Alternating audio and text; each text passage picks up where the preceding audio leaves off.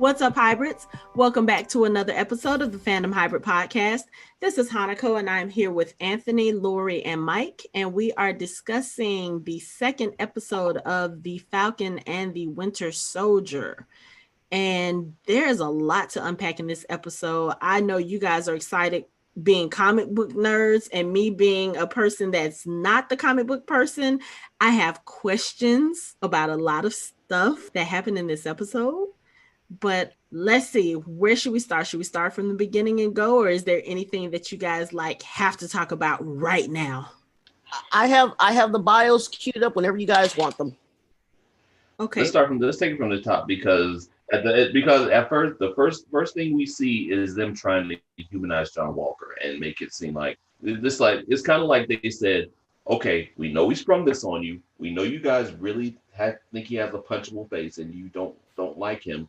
But let's give you a little background. That's exactly what they did here. Is like they made it seem they showed him more as not of an interloper, but more of somebody who just really wants to do his duty and somebody who really is not trying to supplant, is not trying to replace Cap. He's just trying to be the best person that he could be, which seems to be a very popular trope these days, but I digress. I do have a question though. I don't know if they did the whole interracial, his whole world is interracial. Like he has a black girlfriend, he has a black partner. I'm wondering if they did that on purpose. Oh, see that's I think I can't remember because my first impression was when they brought him out, I was like, why are they at a HBCU?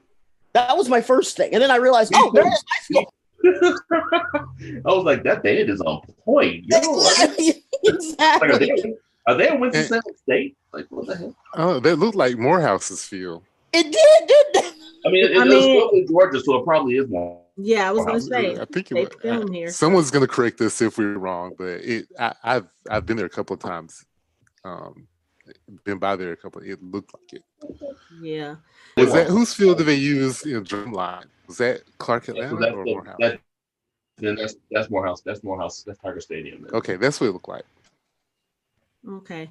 Yeah, so I had a couple of thoughts about Mr. John Walker at the beginning of the episode too. Similar to what you thought, Mike. I was like, oh, okay, so they're trying to show us this guy.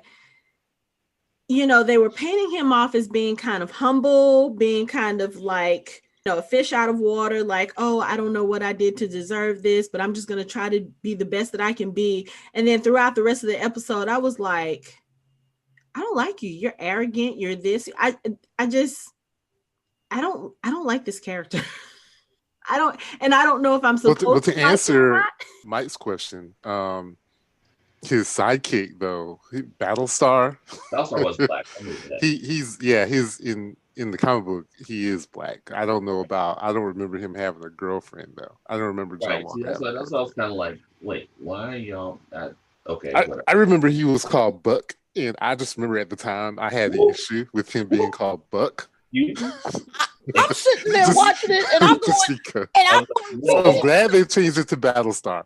Because I don't know if I can listen to him being called Buck. I got your Buck right here. Look, right. I was more concerned about the fact is when did he become like Haitian or something? Because I'm thinking, wasn't he from like New York or something? I literally, for real, I literally almost thought that was I thought it was Bushmaster for a second. I was like, oh shit, run! Oh jeez!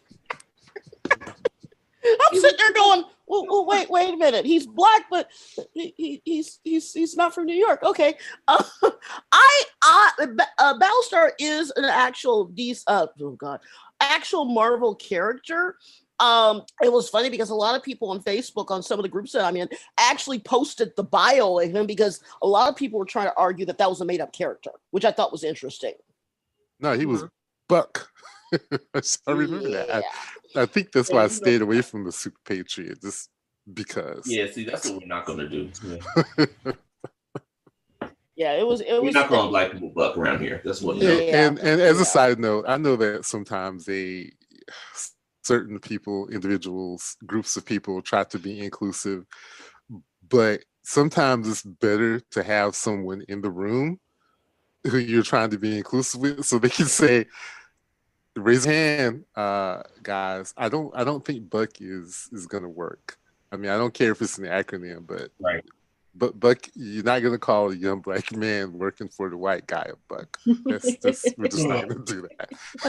It just doesn't fit. And as far as the black girlfriend is concerned, it could be that, again, like you said, they're trying to be inclusive, because as soon as I saw her, the first thing I thought was, oh, they're doing what they did on Flash. They're making her the Iris character, so. And I will give them credit for calling Battlestar and not Buck. So yeah. There is that. It's just that I'm looking at this kid, right? And I think the kid's like 28, 29 years old. And like I put in the group chat, it's like I'm watching an eerie version of Kurt Russell, but he's blonde. I mean, this kid looks so much like his dad. It's scary. I mean, I know kids look like their parents, but this kid looks just like Kurt Russell. It's eerie. It looks just like him when he was in the Shaggy Dog, the movie back in the 70s. Yes. Just like that. It's just because I pulled up some of his old Disney pictures from back in the day. If you put them side by side, they look exactly alike. Yeah, exactly, the Shaggy Dog era. But I understand what Hanako was saying. There was something about him that kind of rubbed me the wrong way. If you remember the movie Varsity Blue, James Vanderbeek's character Mox, I had that same feeling, like this entitled first string legacy quarterback who just expects everything to kind of just be handed to him. And then he projects the image of all shucks. I just want to do my job. Right. I'm like, come on, dude. A guy. He's trying to project that, but deep inside, he's like, yeah, I got the shield, motherfucker. Yeah. Yeah. And shout out to them when they during that montage, when they showed him throwing the shield and catching the shield and all the training stuff, so they can ensure people like, well, isn't he just a regular guy? It's like, no, he's an extraordinary guy. He can throw the shield like Cap and catch it. No theories here. But he lied. He's lying through his teeth. You won't find no super soldier serum here. Yeah, right, dude. Okay, so that was going to be my question. Right. Is he like a super soldier? Or because I'm sorry, watching him throughout the episode, like the fight on top of the trucks and everything, and the blows that he was taking from super soldiers, I mean, I was looking at him like, this can't be a regular guy. There's something that's off about him. There's something that's too much about him. If he took the super soldier serum, say that 5 times fast. If he did take it, he's the absolute worst super soldier ever. Because he went to fight Carly. Carly blocked his first punch and kicked him off the back of the fucking semi. He is the absolute worst super soldier if he did take that serum, because he is not utilizing it to its best ability. It doesn't seem to me like he took it. He seemed like when he was fighting, he gave me more of a Hawkeye vibe. Like when Hawkeye fights, like you can see him having great reflexes and being able to actually kind of dodge things and get hits in. But he doesn't really seem like he had enhanced powers to me. That's just how it seemed to me with the first fight. Battlestar definitely didn't, because he was about to be dead if budget great value Cap didn't throw his shield and catch him when he was skidding along the road. Like, he was about to be dead. But yeah, Battlestar is a liability, and US Agent is almost as much of a liability, in my opinion. Well, the thing is, John Walker, he may not necessarily be lying. He said he didn't have the serum, but in the comic books, he was experimenting. I'm trying not to spoil it, but yeah, there's a process that occurred that allowed him to have powers. I don't know if that's where they're going, I know we'll probably talk about it a little bit, but I don't know if that's where they're going with this show. Okay. That he and probably a whole bunch of other people have been experimenting on various different ways to have the same results of the super soldier serum. That's how we got the Incredible Hulk. They were trying to come up with something similar, because remember in the Incredible Hulk with Emil Blonsky, John Ross gave him a version of the serum that they had. So it is probably likely that he was kind of holding back a little bit so as not to tip his hand. Okay. Again, that's not the theory, Mike. I saw the look cross your face. best idea. I'm basing this on extraneous evidence. I'm not frowning at the fact that you did just make a theory. It's not a theory. I'm frowning at the fact that he was that he was holding back. I just don't think that he. I think it's coming. I agree with you that that he's probably that there was probably some experimentation, but I think that the real deal experimentation is probably coming up because he just. I think that's what's gonna because he was like, wow, I need a little bit more something, and he's gonna go to somebody and be like, can you help me? And that's what's gonna happen, I think. No, I think he's a part of what's happening. I know because he keeps. I'm gonna reflect on what Hanako said. There seems to be some underlying issue with him. There seems to be something behind those eyes, even sitting there in the locker room. It's like I don't want to call it sinister, but usually anyone who will go above and beyond to protect their country, he might be the type that would do that. That seems like he's in it to do what's best for this country, even if that is killing innocent people or not caring if innocent bystanders die. So if they had something going on, and because later we basically learned that this group that they're after is they're not really bad guys if you kind of think about it. And I think Hanako will, as we go through the episode, we'll talk about it. Yeah. I don't know if I will say that I felt like he has a sinister vibe, especially in the beginning of the episode. It was more so seeing him in the beginning of the episode and how he was supposed to be, and then the way that he presented himself when he was on Good Morning America. It was one of those things where it's like he was trying to be humble, but at the same time, there was just a little bit of, I don't want to say arrogance at this point, but there was just something about him that I just did not like. And I think it was very practiced and measured.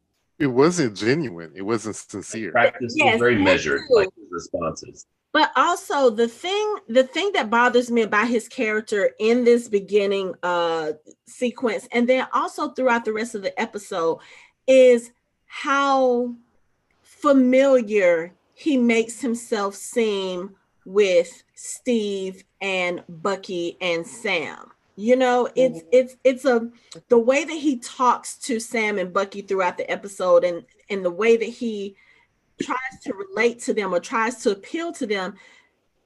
I was like, first of all, why are you calling Bucky Bucky? You are not a friend of his. You literally introduced yourself to him while you bum rushed his fight. You're speaking to them with a familiarity that you have not earned. And you're trying to make it seem like, oh, I'm one of the good guys. Hey, I'm not trying to take over Steve's place. First of all, that's Captain Rogers to you. You don't know him personally. You've even said you haven't met him. That kind of thing bothers me with people. I mean, and that's just a real life thing as well. When people call my job and they try to call me by my first name, and first of all, they butcher my first name. So that lets me know I already don't know you.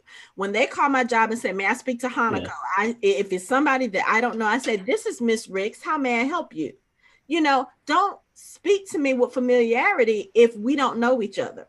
And it was just something about the way he was doing that throughout this whole episode that bugged me. The look on Bucky's face when he was watching the TV show and he said, I've never met Steve Rogers, but he feels like a brother to me.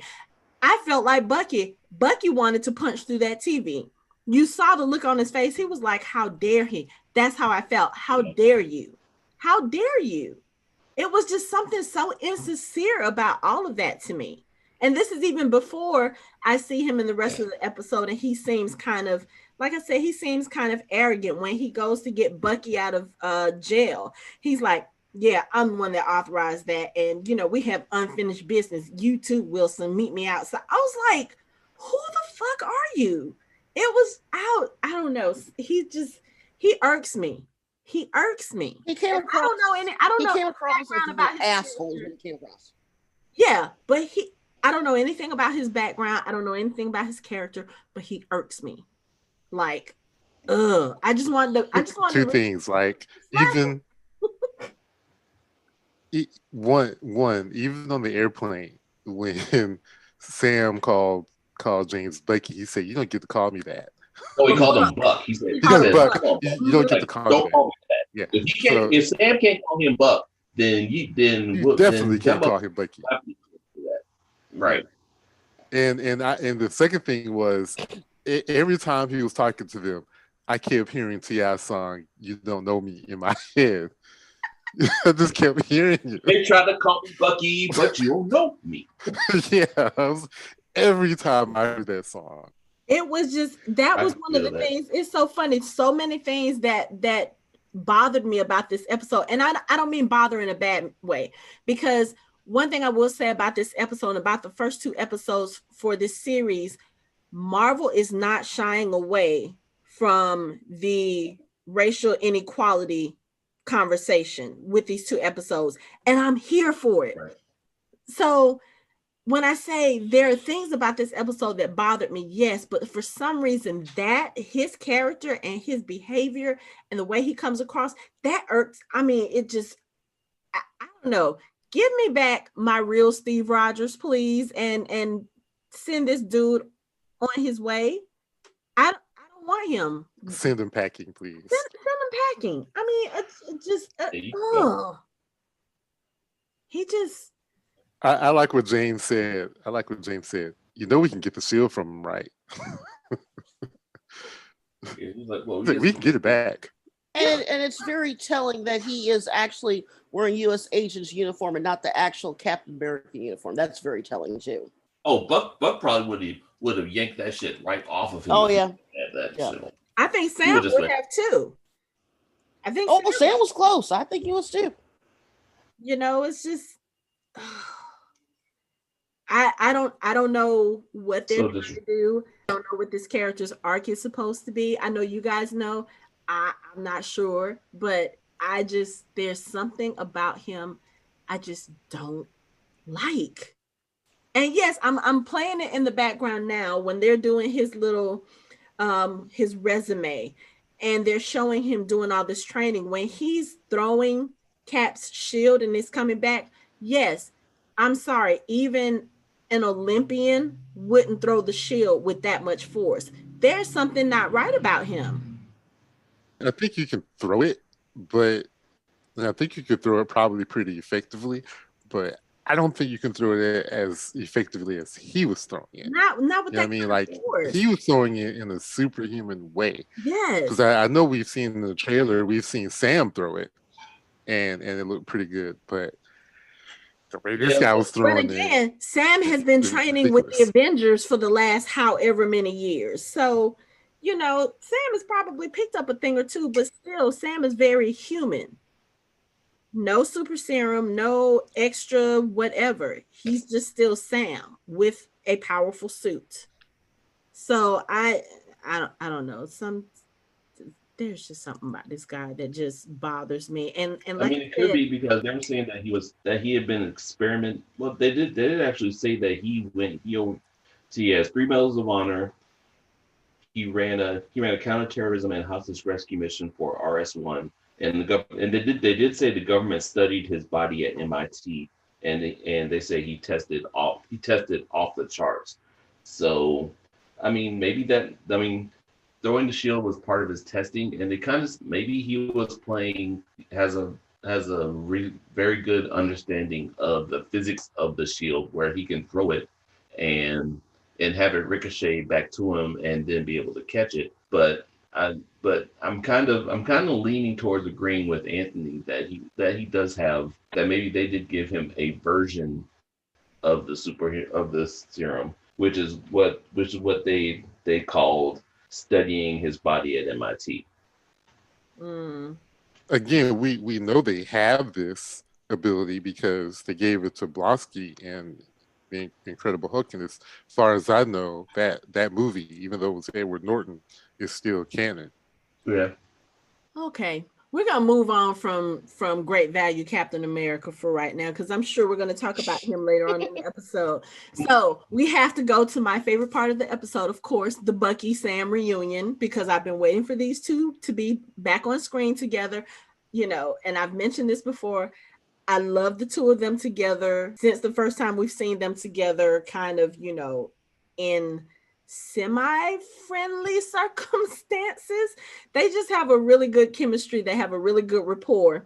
And you see this from the moment they get back on screen. Bucky is upset because Sam let go of the shield, and they're kind of going at it. And it's like they go from being pissed at each other one moment to that really silly little conversation about the big three, the big bad three. And it's just from there, it's nothing but shenanigans. And I'm loving it. It was just, okay, so we talked about this before.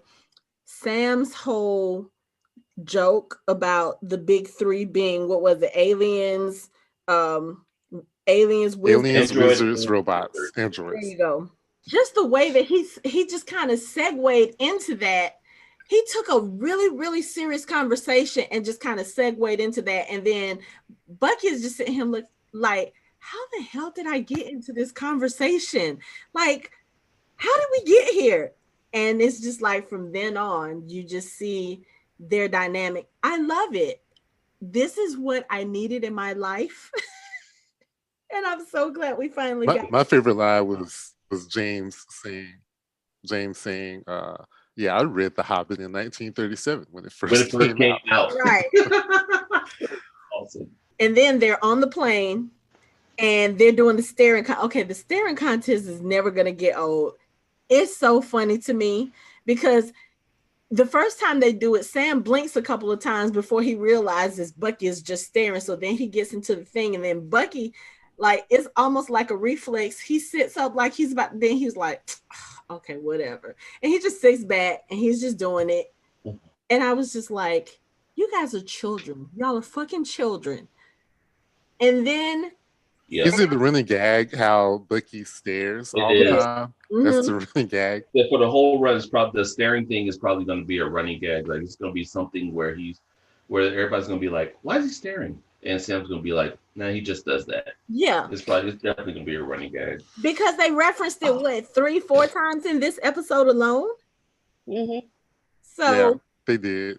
But, I mean, just their little back and forth banter is just funny. When Sam gets off the plane and Bucky gets ready to jump, and he actually jumps off the plane and he lands, and Sam is like, haha, I got all that on tape. I was like, oh, this is about to, like, Bucky is going to be like, I should just stay my ass at home and just went to therapy and been done with it. Because from this point on, it's going to be like this. Even though they have some tension with each other. We see that later on in the episode. But I think their characters is kind of like, I feel like because they have Steve as that bridge between the two of them, they really would get along really well. But at the same time, I feel like it's kind of sort of almost like a sibling rivalry type jealousy or type bond with them. Like, Bucky has the Steve was my best friend first, and I think he feels a little, maybe not threatened, but maybe a little bit jealous about the fact that Steve was able to find somebody else to bond with in Sam, because of course he thought Bucky was dead, and then Bucky was the Winter Soldier. So there's a lot of years there that he missed with Steve. And then at the same time with Sam, it's like, okay, yeah, this guy was, this was my friend, my best friend, but he has this other person who has been there with him from the beginning. And even though he did all this terrible stuff, that's still the person. Like, Steve was still ride or die for Buck. Even when Bucky was the Winter Soldier, he was like, no, this is not the person I knew. The true Bucky is still there somewhere. There's a little bit of competition going on there, but I think if they can just get that out the way, they will be an awesome team together. I mean, we see a little bit of that in this episode. Of course, they didn't realize they were going to be fighting against super soldiers, I'm going to say something pretty controversial right here. Okay. I don't really care about the story on the show. I don't care about the plot. I don't care where it's going. I just want to see the two of them on the screen together. That's the only reason why I'm watching it. Controversial. I agree I'm with just you 100%. that is the only reason to watch the show is just to see them go back and forth, just to see them interact with other people, just to see how other people react to the two of them. I That's agree the only with thing you I'm really here for. 100%. The story can be as thin as onion paper on the flute. I don't really care. I will still watch it because I'm just here for Sam and Bucky. yes. Right. That's a very solid opinion. I agree with you 100%.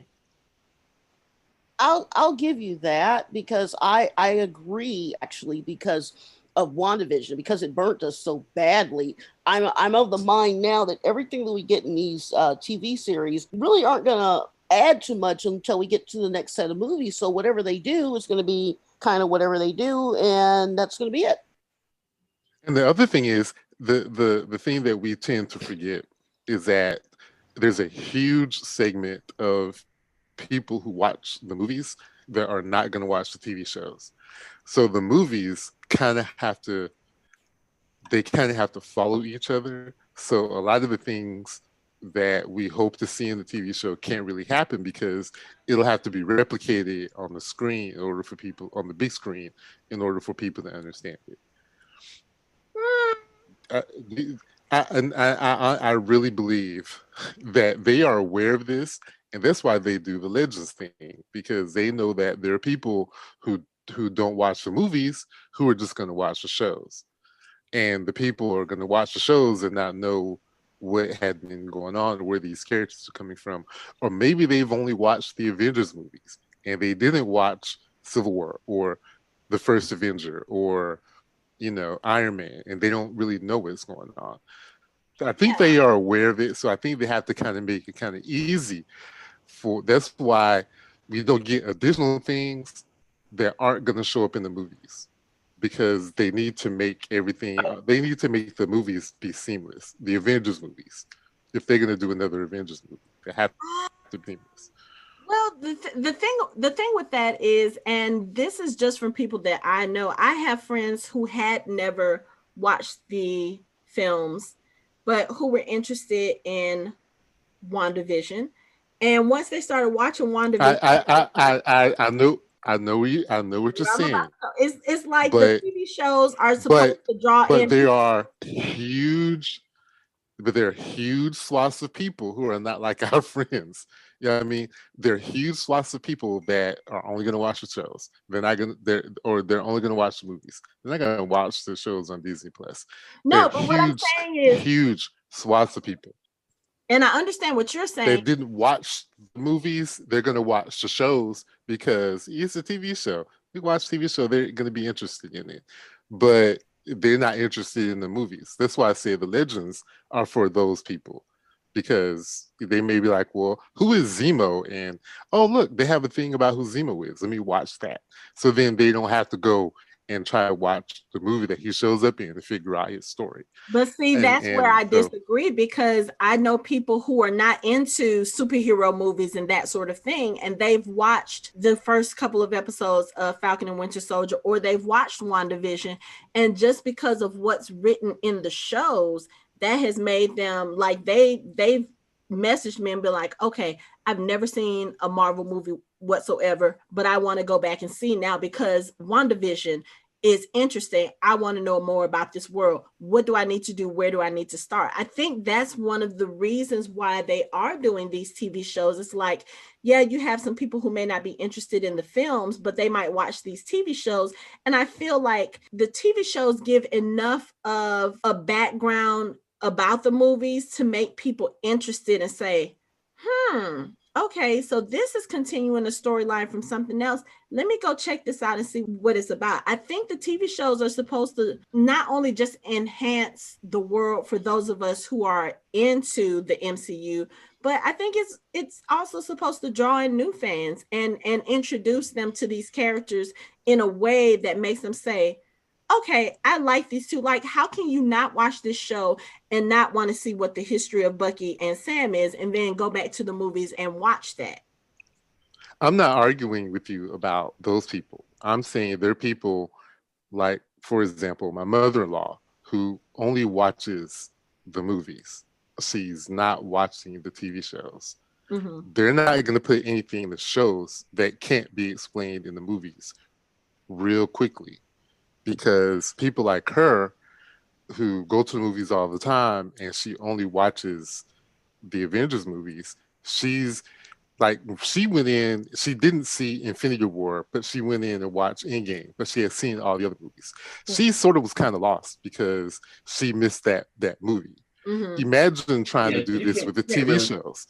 You know, you have WandaVision, now you're going to have Falcon and the Winter Soldier. They can't, and we saw that with WandaVision, you can't throw stuff in there that you can't explain in like a brief 1 or 2 sentences in a movie. I'm not saying it's a bad thing. I'm just saying, just like WandaVision, we shouldn't get our hopes up about getting a whole lot of stuff that we're going to see expounded on in the movies. We only got 6 episodes, so I don't think that's something. I think this is more like what you said. It's to enhance the universe for us. Okay. You know, the people who are watching all of this and consuming all of this. And they might put a couple of things in there, just like I said before. If you read those prequel graphic novels that come out before the movies, they always give you a little bit of a setup, and then the movie basically, you know, blows away, but you don't need to read them to see to understand what's going on in the movie. But if you miss the movie, you might be lost. You know, that's just the way they're going to roll with this. I'm saying all that to say that we can't really expect a whole lot to come out of the TV show, just like we did with WandaVision. I don't know. I think that most of the like the Legends part, and because is for people who haven't read the comics also, because they put a lot into WandaVision that was only the only people who actually read the comics would know, like Agatha. Nobody would know who Agatha was unless you read the comics. Even if you saw everything in the MCU, you would have no idea who the fuck Agatha is. No, you would, but they explain it to you in the series. They dedicate the beginning of the entire episode to explain to people who don't know who Agatha is. No, what I'm saying is, it's like there are people who, I mean, just like Flag Smashers. It's like, I mean, but actually that would confuse people, because in the comics, Flag Smasher is one person, and they're saying that the Flag Smashers are all of them. They're saying, but remember, they're going to the comic books for inspiration, not for stories. So not only is a Flag Smasher not a person, it's a group.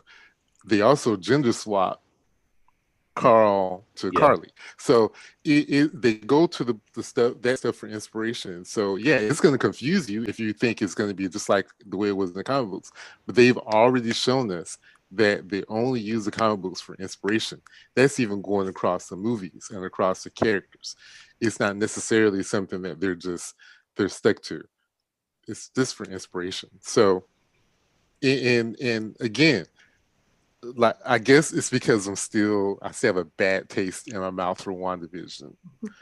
I'm just going to take what they put on screen for face value. You cannot read into it any more than it is. Let it go, brother. Let it go. You got to just let that flow, man. You got to let those theories just flow, man.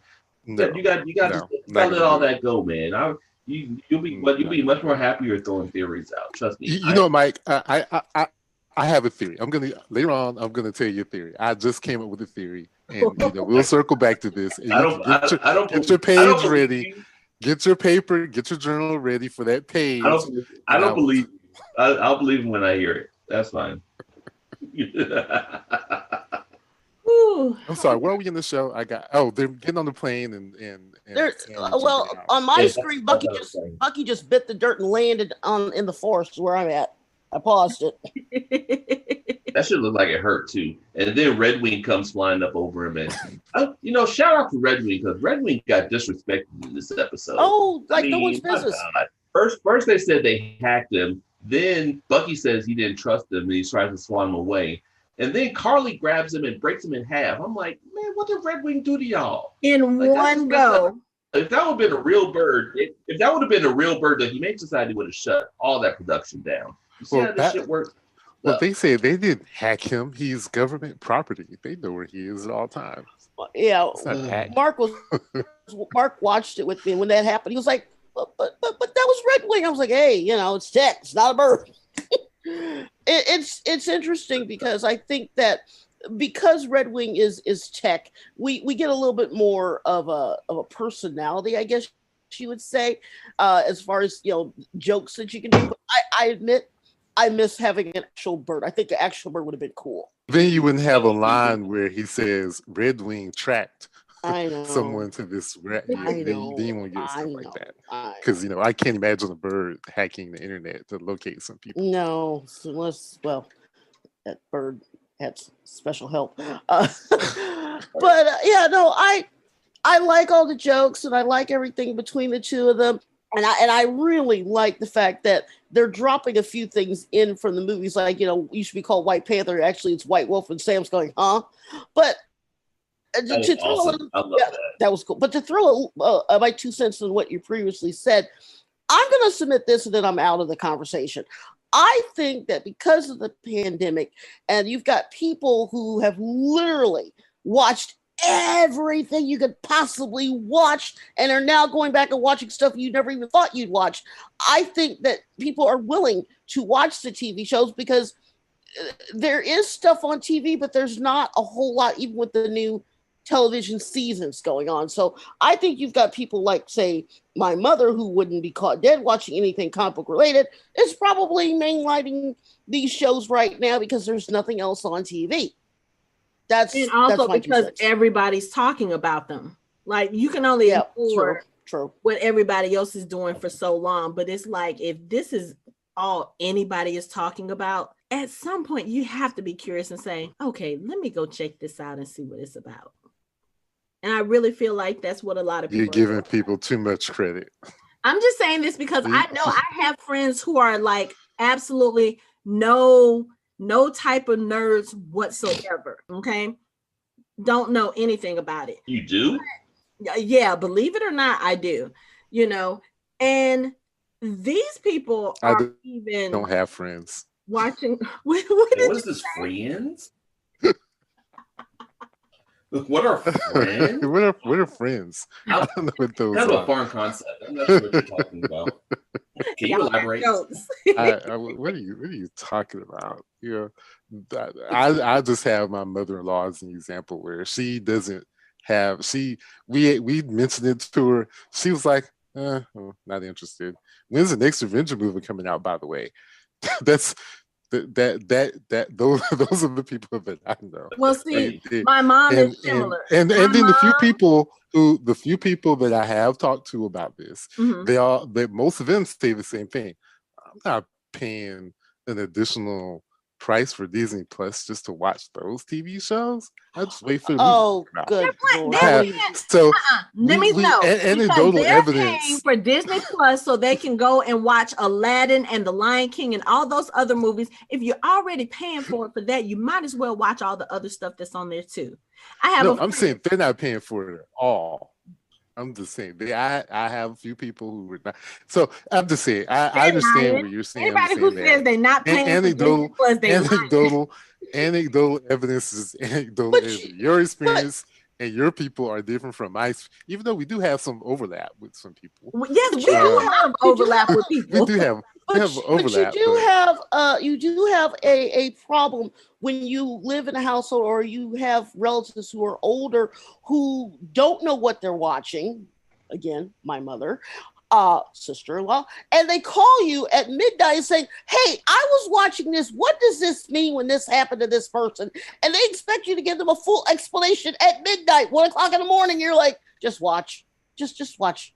You wind up with a lot of that with a lot of these, huh? I have some of those. I'm sorry, friends too.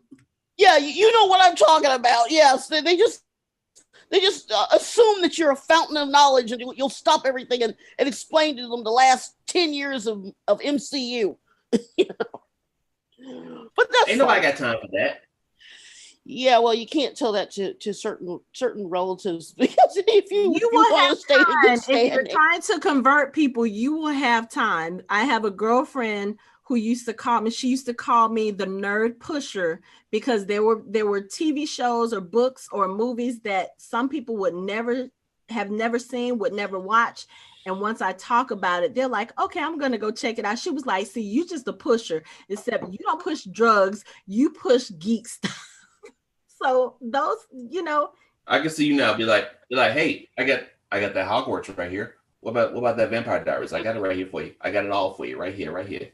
I could literally tell you, like, I could rattle off a list of people who started watching Harry Potter or started reading Harry Potter just because they had to listen to me talk about it for like 15 or 20 minutes. They're like, okay, you know what? So Kat from Sci-Fi Party Line, she went to go read the Harry Potter books because I talked about them so much. And she was like, but we have the movies. I'm like, no, you can't. No, you can't be a true geek and just say, I'm just going to watch the movies. You have to go and watch those books.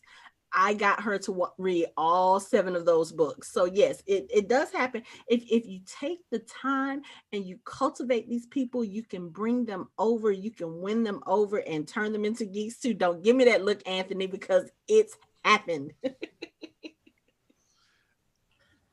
So some of the same people I know, they ain't budging. So my question is this. Okay. So we got everybody, watching all this stuff, and we're into the show and everything. When you watch this show and you see somebody that you think you recognize, but you don't, only to realize that they started another fandom, and you have to stop and explain to the other person in the room where that person is from, Mark, and they're like, they were in Star Wars? Yes, they were in Star Wars. That leads off to another conversation. Mm-hmm. You wind up watching Star Wars after you finish watching Falcon and Winter Soldier, because there's so many people that in England they say there's only like 15 actors that are in everything. And in comic book movies and sci-fi stuff, you could say there's probably 20 actors that are going to overlap. You can see this person was in this person was that. Everyone who was on Star Trek wound up on Stargate in some form or another. People who are on Vampire Diaries, they might wind up here. You just get so much overlap that I get to the point where I'm like, just give me the show. I mean, I'm watching Arrow, minding my business, and John Barrowman popped up.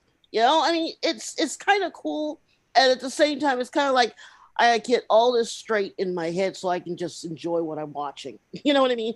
Yeah, I mean that happens with these movies too, like with the Marvel movies with Sebastian Stan in particular.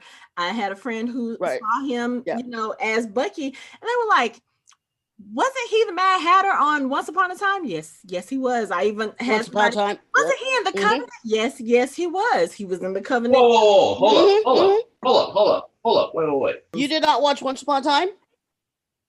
No, Michael. I didn't get that. You're talking about the Covenant, right? No, I'm talking about Sebastian Stan being the Mad Hatter in Once Upon a Time. Oh yeah, he was the Mad Hatter. He was the Mad Hatter. In fact, he left Once Upon a Time when he got the Bucky role. And it caused a huge problem because they were going to make him like the main villain for that season. Shit. Yeah. I feel like I should hold up the star should be going across and be like, the more you know. It was a huge problem for the show because, like I said, they were going to make him the main bad guy. Huh. Well, too bad for them. We got him as our Bucky, and I wouldn't have it any other way. Again, it's just going back to the show. I know we kind of got off on a tangent, but just seeing what he can do as this character. Like when we were introduced to him, he was just regular human, best friend of Steve Rogers. He became one of Steve's right-hand men, fell, helping Steve fight. Turned into the Winter Soldier. We see him as this like conscienceless killer. And then like we've seen him go through so many different variations of this character. And to see him now, and he's trying to make amends for the person that he was when he was being brainwashed by Hydra. And it's just so fun to watch him do this character because he's still trying to be like this serious character, this hard character. And it's kind of hard to do that when you have someone like Sam standing next to you with his smart mouth. And so just, again, watching these two kind of banter back and forth is fun, but then you see them having to deal with John Walker and what's Battlestar's name? I can't remember what his character's name is, but you let me something or another. Yeah. Lemmy something or another. He's the same.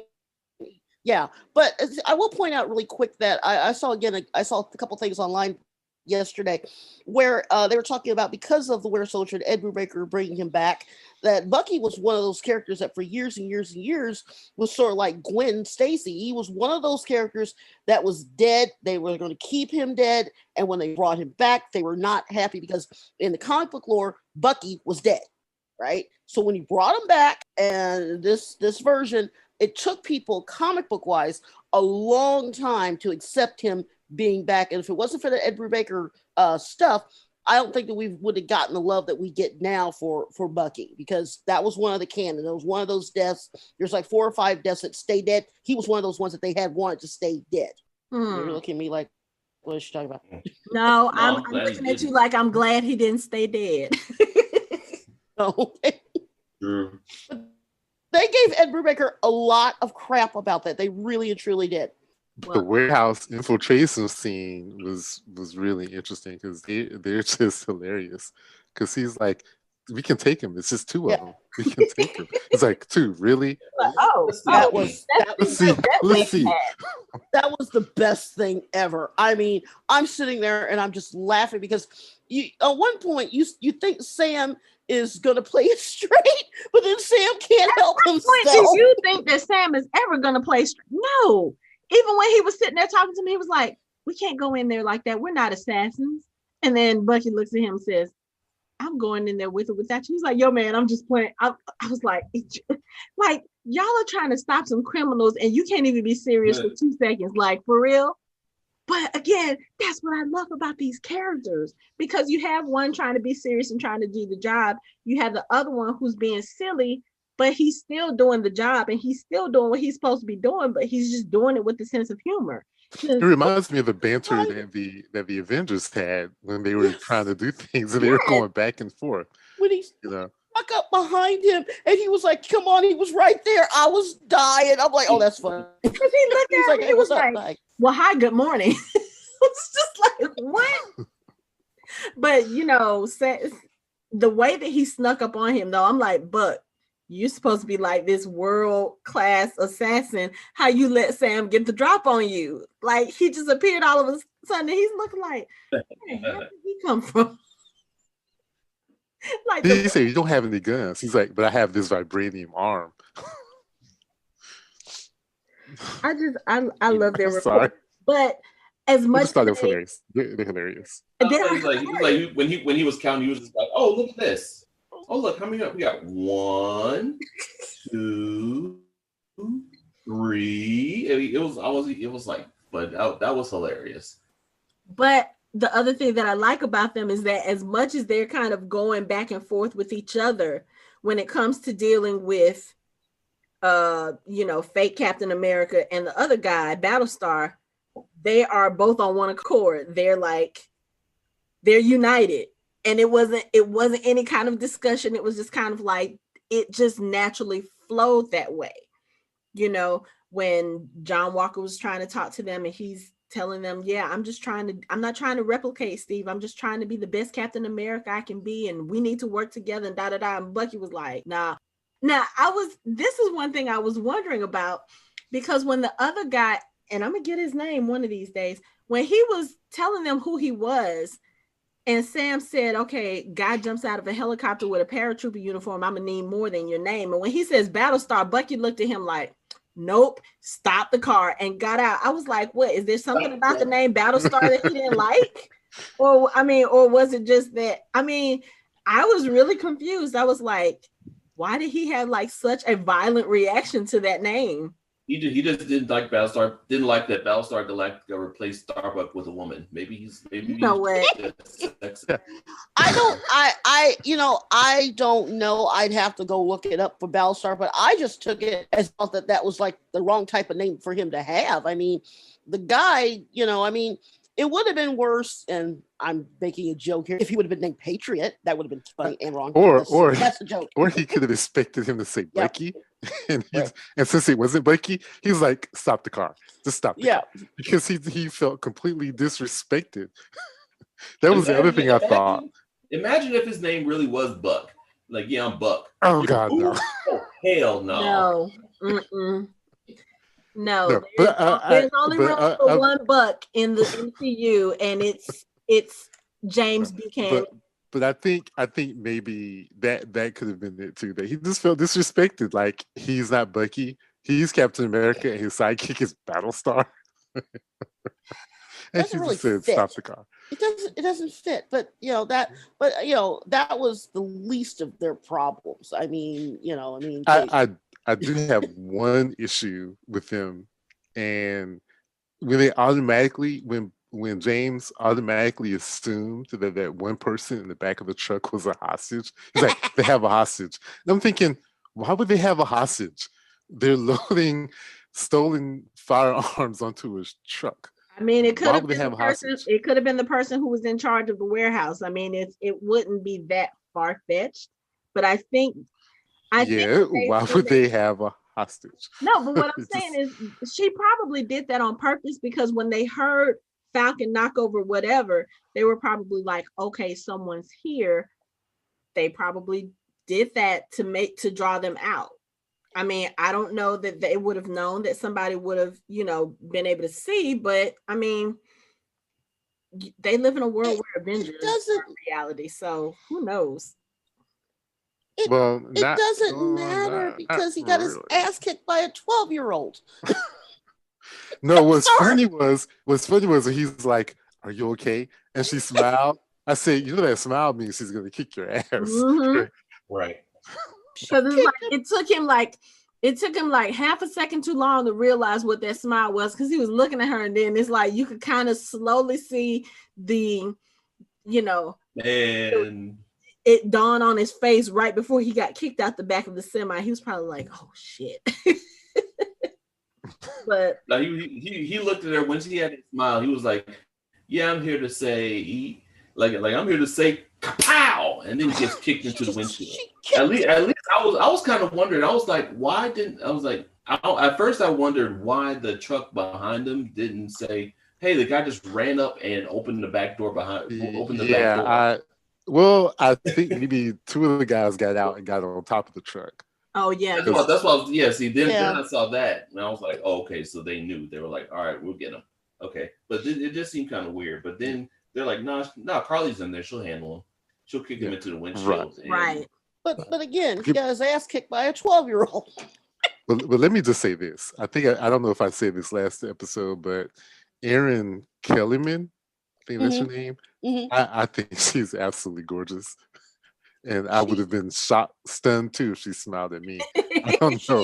She's adorable. She's the cutest little thing. She's adorable. Ginger. I mean, I have an affinity for ginger people, so I was. I have a couple of nieces who have that same type of hair and coloring, and they are always the cutest little things, and they are always the most evil.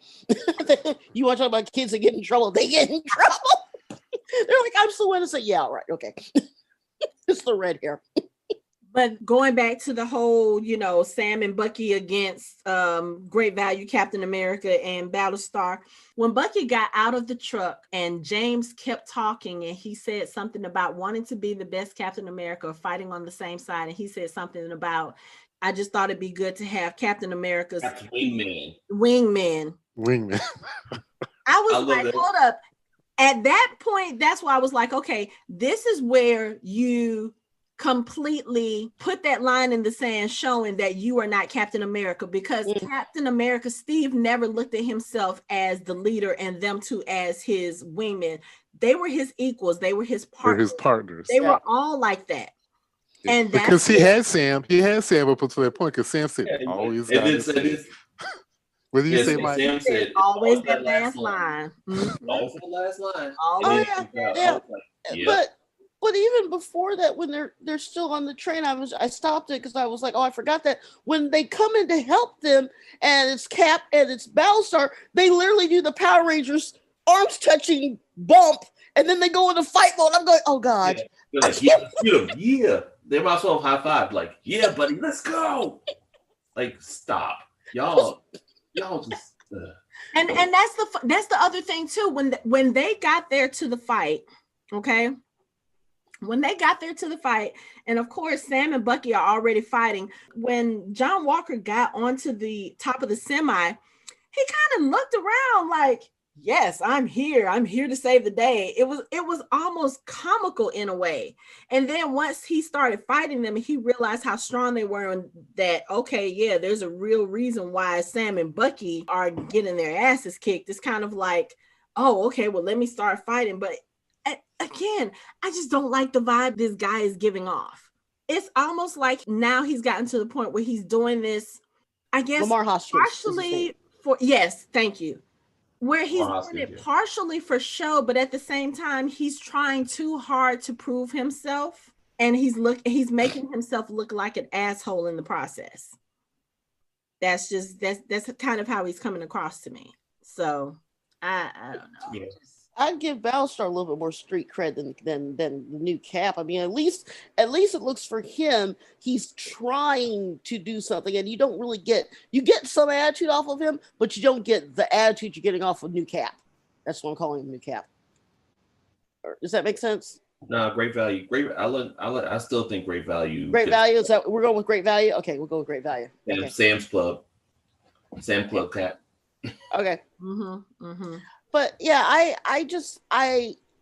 the fight scene on the train was very interesting because not only did you go through a line on the sand, but you also kind of saw that when Sam and Bucky realized that there might be a little bit more of a problem than they anticipated, especially since the girl jumped a whole 25 feet from the cab to another part of the train. Man. Oh, you talking about she jumped from one semi to Yep. There might be some super. Yeah, there's an issue. Right. She might be a little more than you thought she was. Yeah. So you probably should get ready. Yeah, I like the fact that they knew that that there was something about the super soldier, and don't forget I forget which movie that they had that group that they went in that they had with the serum. So it's not out of the realm of possibility that there is more of that formula kicking around. Not maybe, but actually maybe the formula. Well, that led them to their next clue, though, right? Because, well, later, yeah, because that was Winter Soldier, I think. No, Civil War, when Zemo was. He led them to where Hydra had put those 6 quote unquote super soldiers on ice. Mm-hmm. Right. Because what they gave them made them unstable. But okay, so now since we're talking about the super soldiers, we can go into the next part of the episode, because I think this was like the big eye opener for a lot of people, especially for those of us who are not the comic book people, because we talk about this all the time. I have a habit of not going on to and reading articles or spoilers because, I try to stay spoiler free. But after this next scene, I had to go and look up who this character was, because I had no idea about anything about who Isaiah Bradley was. I had never heard the name before. But this next scene in the show was like one of those wow moments when you realize the implications of who this character was, or who this character was supposed to be or could have been, and how he was just swept under the rug. And then I saw an article that kind of went into his character's backstory, went into the whole Black Captain America comic run from the early 2000s. I was like, oh my God, I know.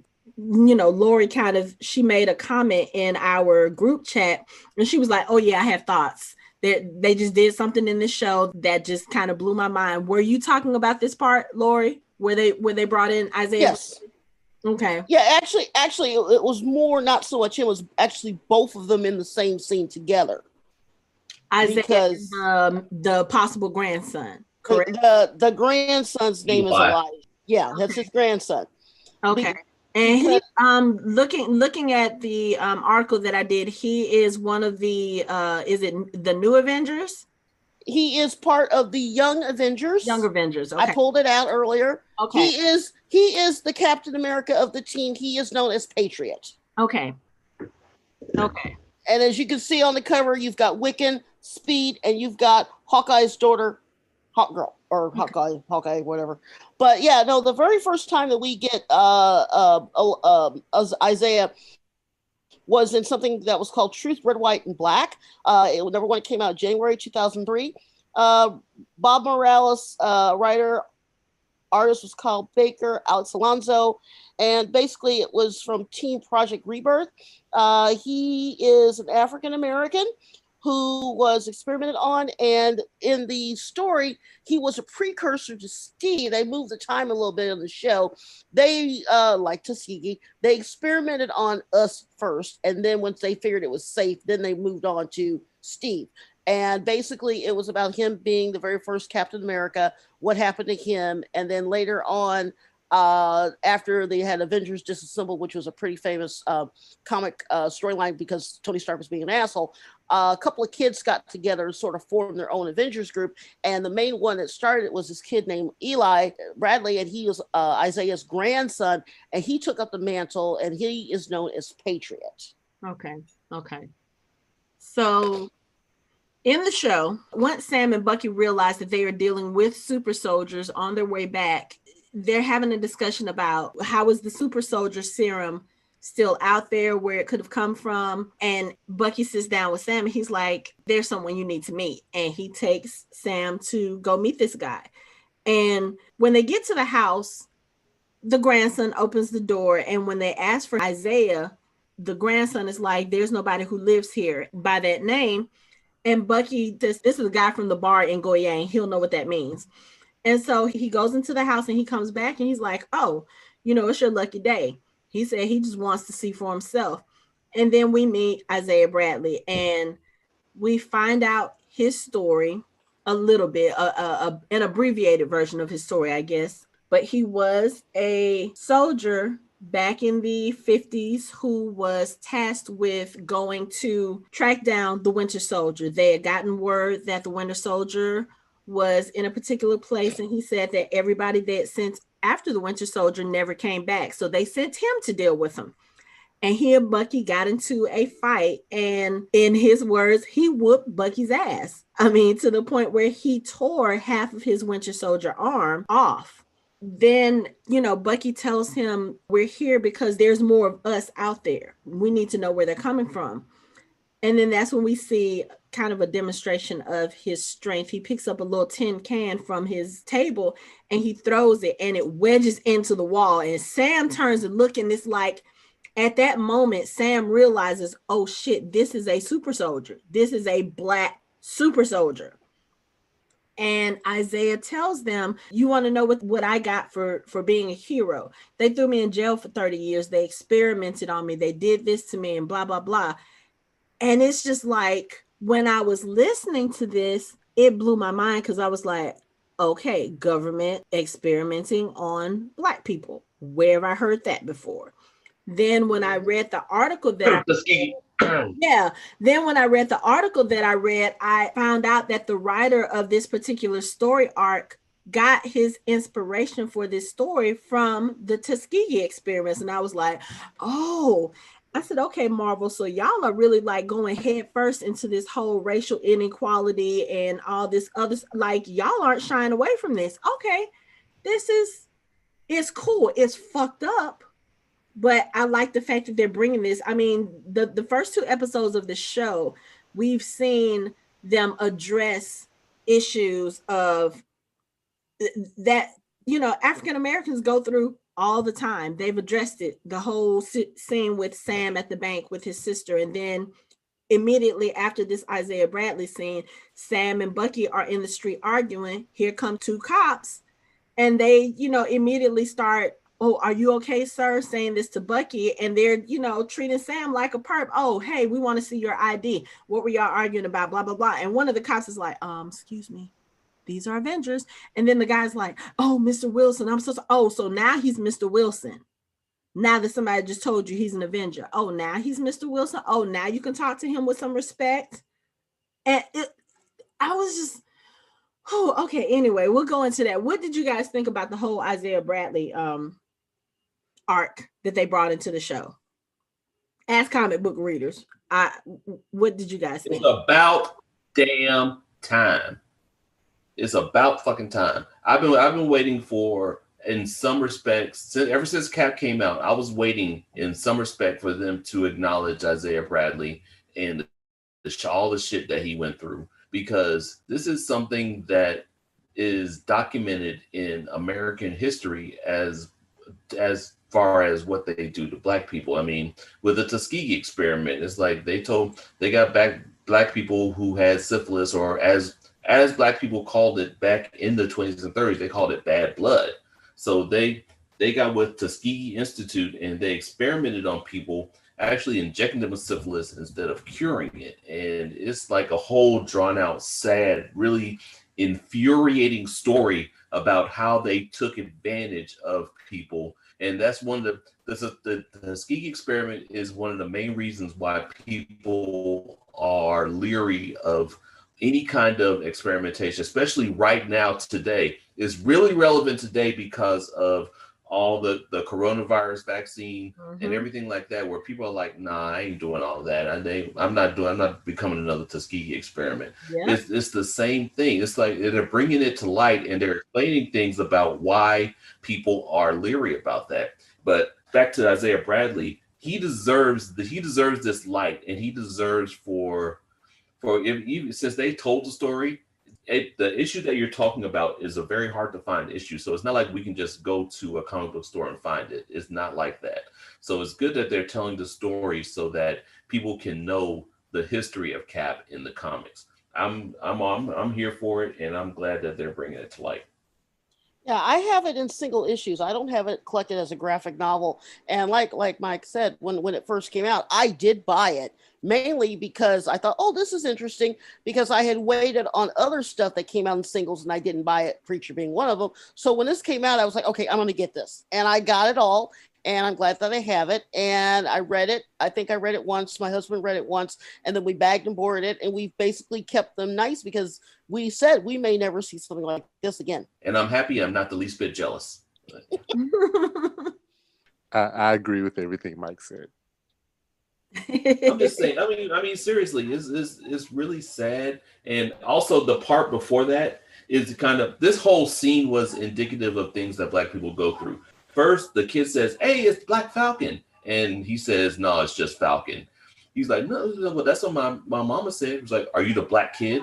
He's like, well, man, shut up.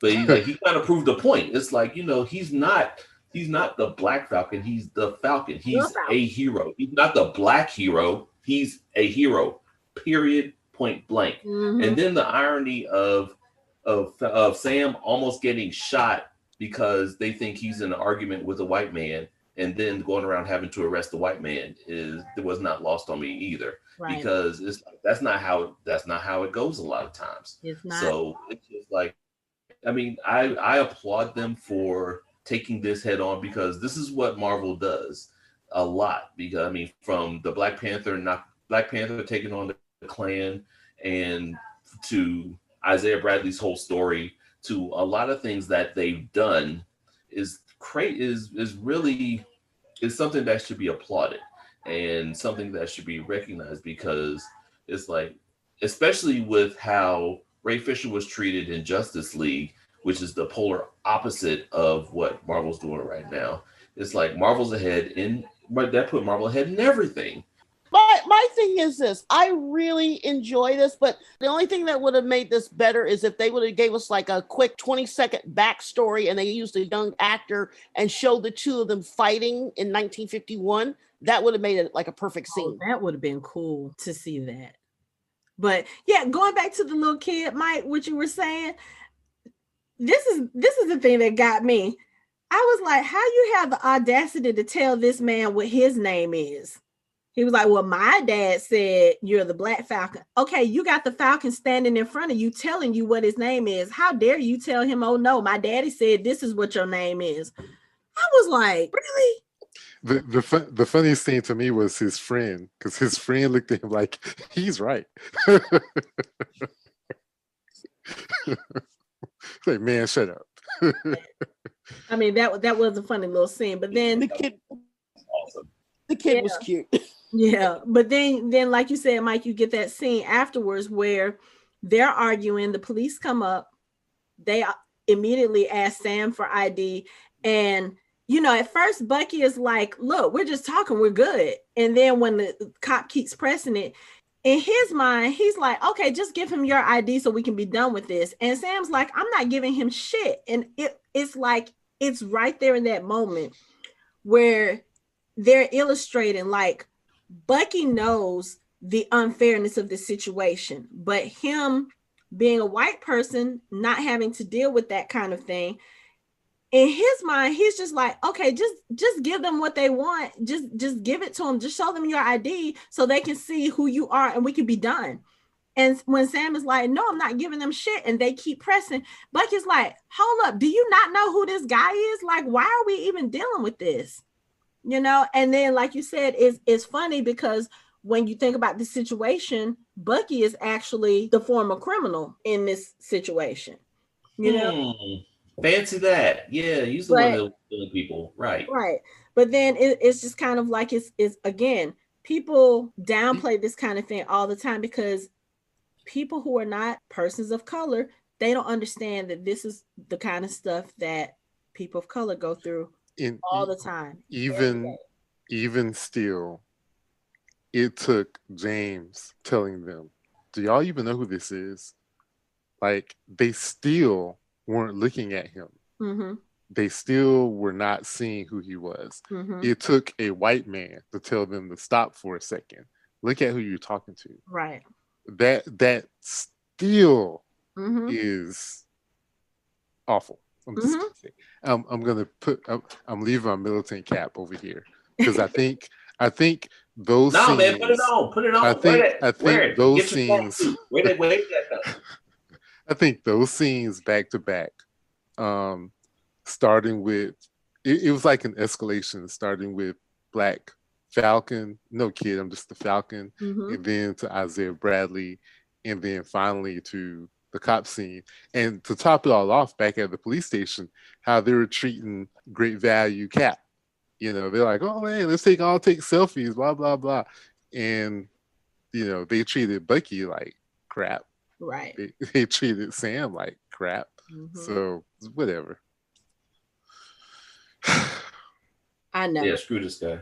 But again, I'm really glad that they put this in the show to kind of, because there are still people who are very ignorant of what Black people go through on a daily basis. And unfortunately, it comes down to shows like this to bring that kind of awareness to some people. I know a lot of people who had never heard of the Tulsa riots until they saw either The Watchmen or Lovecraft Country. And they were like, how do we not know this? How is this? Because y'all weren't taught, because they erased Black history.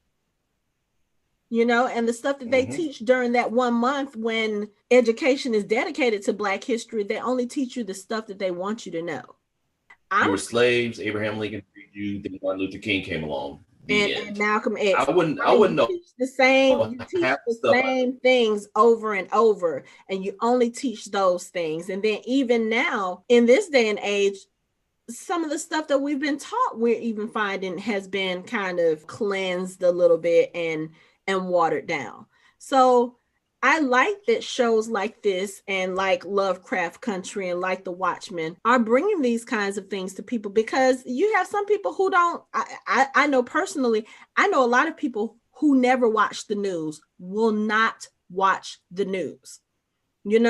People who don't go and research these kinds of things, this kind of history, these kinds of events. Like, they hear about it and they kind of push it to the side because they think, oh, this is just propaganda. This is stuff that, y'all are just, telling us to kind of start some stuff. But then you have to see it in a fictional television show to say, oh, wow, did that really happen? And then go look at it. But I mean, if that's what it takes for you to have your eyes open, then I'm so glad for shows like this for getting, it's just another avenue of getting the truth out to people. The things that they left out as far as Black history is like a whole nother rabbit hole that we don't have time to go down. And I agree. I appreciate the fact that there are a lot of shows that spotlight certain things that you didn't know. And there are movies that are coming out that showed certain things, like One Night in Miami, like Watchmen, like Lovecraft Country, that spotlight things about what we went through that people don't know, and that people are like, wait, really? I mean, most people don't know that slave owners made the Bible that slaves used into something that made them think that being a slave was God's will. I mean, there are actual Bibles that tell them that they should be in slavery because that's where God wanted you to be. But people don't know that. It's just like people didn't know about the Tulsa riots, like a successful Black community being torched by white racists. It's like people don't know this, but it's like, I agree. Some people have to be spoon-fed things. It's like, whether some people you can give them a book, tell them to read it. Other people you have to put it in a cartoon and show them that way. So I mean, as long as people learn, it's cool. Yeah. I really think it's sad that here we are, 2021, and this kind of thing is still so relevant that they can put it in a TV show and we all recognize it because it's still going on now. That scene with Bucky and Sam and the police officers, that's not anything new to a Black person in America. We see stuff like this on TV, on the news, all day, every day. We see stuff like this happening in our communities. It's just, it was just one of those scenes in the show that just kind of like really hit home. Like, yeah, this is a fictional account. This show is about superheroes, but the things that we're talking about in this episode are things that are very relevant in the real world. And I'm glad they showcased that. So then Bucky gets arrested because he has violated his parole. What we find out in this show is because, of course, Bucky was a Winter Soldier. His face was plastered all over international news as a murder suspect, as a bombing suspect and all this other stuff. So apparently his working with the Avengers and what he did to help restore balance, I guess, with Endgame and the defeat of Thanos, he was pardoned by the president. So part of his pardon, as we learned in the first episode, is that he has to go to court mandated therapy. He has to meet with this therapist. He has to work through his issues. And so I guess while he was on this mission with Sam, which he wasn't supposed to be on, he kind of jumped in on Sam's mission. He was like, oh, I'm coming with you. Sam's like, no, you're not. And then next thing we know, we see Bucky on the plane. But while he's doing that, he's missed his court-appointed therapy. So there's a warrant out for his arrest. So we go to the police station. And again, John Walker has made arrangements for Bucky to be released from jail. But of course, Bucky has to go through his missed therapy session. And here comes another funny / serious scene in the show. I love this scene. The scene was good, but at the same time, it was kind of heartbreaking too, because then we finally get to see Bucky really be kind of vulnerable in this scene, talking about what he fears the most, which is that, he's still upset. Like, he's been making a really, really big deal about the fact that Sam gave up the shield. Steve wanted you to have it. He gave it to you. He was passing the mantle to you and you just let it go. He kind of feels like it was an insult to Steve. It was a slap in the face, and the way that we get this information from him, the therapist calls him in to do his session, but she also calls Sam, which is funny because Sam is not court mandated to do anything. So Sam is like, no, I'm just going to wait for him outside. She's like, that was not a request. And of course, Sam just kind of toes in there with Bucky. I was like, oh, this is about to be funny. So she pulls out her little notebook and she starts writing and she starts asking them questions. And of course, they're kind of going back and forth like they have been. And she makes them play this, what was it? The soul gazing soul gazing game. I think it was something like that. But this Soul is a game, gazing. yeah, but this is a game, Bucky's like, oh, I can do this because it basically is a staring contest, and she has them face each other. They have to scissor their legs and get really close and look at each other, and they're doing this staring game. And of course, then she realizes, wait, are you guys having a staring contest? You are such children. Like, did you not notice? They turned it into something that it's not supposed to be. It's a common exercise in group therapy to do this, and they like you said, they're being real childish about it. It's not a staring contest. I mean, we've done it even in graduate programs. Part of the training, you do this with your fellow classmates, and it can be intense. I mean, I've seen people just break down and cry just from looking at each other. It's a valid thing. They just made it something what it's not supposed to be because it's them and they're hilarious. James says something that was very important, that it seems like the therapist missed, and because Sam is caught up in his own feelings, he missed. Bucky was like, if Steve was wrong about you, then that means he was wrong about me. Mm-hmm. Right. And that is the heart of what has been bothering him about this whole situation. Mm-hmm. Is Steve was wrong about me. Yeah. And if you remember, Steve always told him, this is not who you are. Mm-hmm. Bucky, this is not who you are. You're my friend. You're a good person. This is not who you're a good person. He always was telling him that. Even when Bucky knew he was doing wrong, he was still telling him that. Mm-hmm. And here is Sam just like, yeah, no, I don't want to be Captain America. But I don't even think Sam can admit, I don't think he wants to really admit to anyone that he doesn't feel like he's measured up to it. And like I said before, all Steve had to tell him is, don't be me, be you. That's why I chose you. That's all. And it's like Sam doesn't get that. And I'm done. But I just want to say that was very, very, very telling. And as a person who has some experience with counseling, the fact that the therapist didn't even address that with him was a problem. Because that was a revelation. Yeah, because even after he gets up to leave, she was trying to figure out, she was like, so what's going on? And he turns around, he's like, what was rule number 2? And she says, don't hurt anybody. And he just looks at her like, what do you think this session just did? It was just, yeah. It started out as a comical scene, and then it ended up being one of those really powerful scenes without a lot of action, without a lot of words. It was just like you said, it was just getting to the heart of what Bucky is going through now. And again, us seeing Bucky at his most vulnerable, I think that we've seen him ever since his character has been introduced. And on top of that, he's struggling. Like he is. Remember that conversation Sam and Steve had about not being able to sleep on the bed because, sleeping on rocks. So they sleep on the floor. And you remember Bucky has like hardly any furniture in his apartment. He's sleeping on the floor. You see him sleeping on the floor or, sitting on the floor. So, and he said his life for 70 years, he's been living from fight to fight. Mm-hmm. And the only time he found peace was in Wakanda. Mm-hmm. And so on top of the fact that he's trying to adjust back to the real world, he's also dealing with his own value, his own self-worth. Mm-hmm.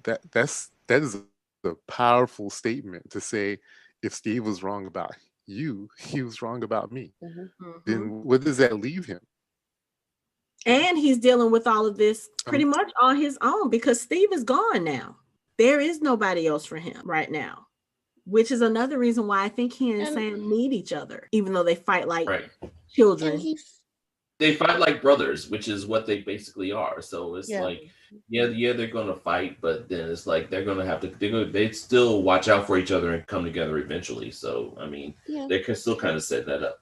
and he's 106 years old. So even though he seems like he's adapting fairly well, he has adapted, there's still that mindset of what he grew up with that he's sort of trying to reconcile what the world is today. So he may have some ideas and some thoughts and some feelings about certain things that he just can't reconcile with what goes on today. So he's dealing with that too. I mean, this is an older guy. He is basically a guy who's got the body of a early mid 30s guy who grew up in an era where the world was completely different, brainwashed for 50 years, and now he's, for the first time ever, he is his own self, and he doesn't know how he's going to deal with things. I think that when we saw with him with the guy, the older gentleman in the last episode, I think he was actually more comfortable sitting at the bar with him because they can relate, because they kind of had a little bit of a kinship.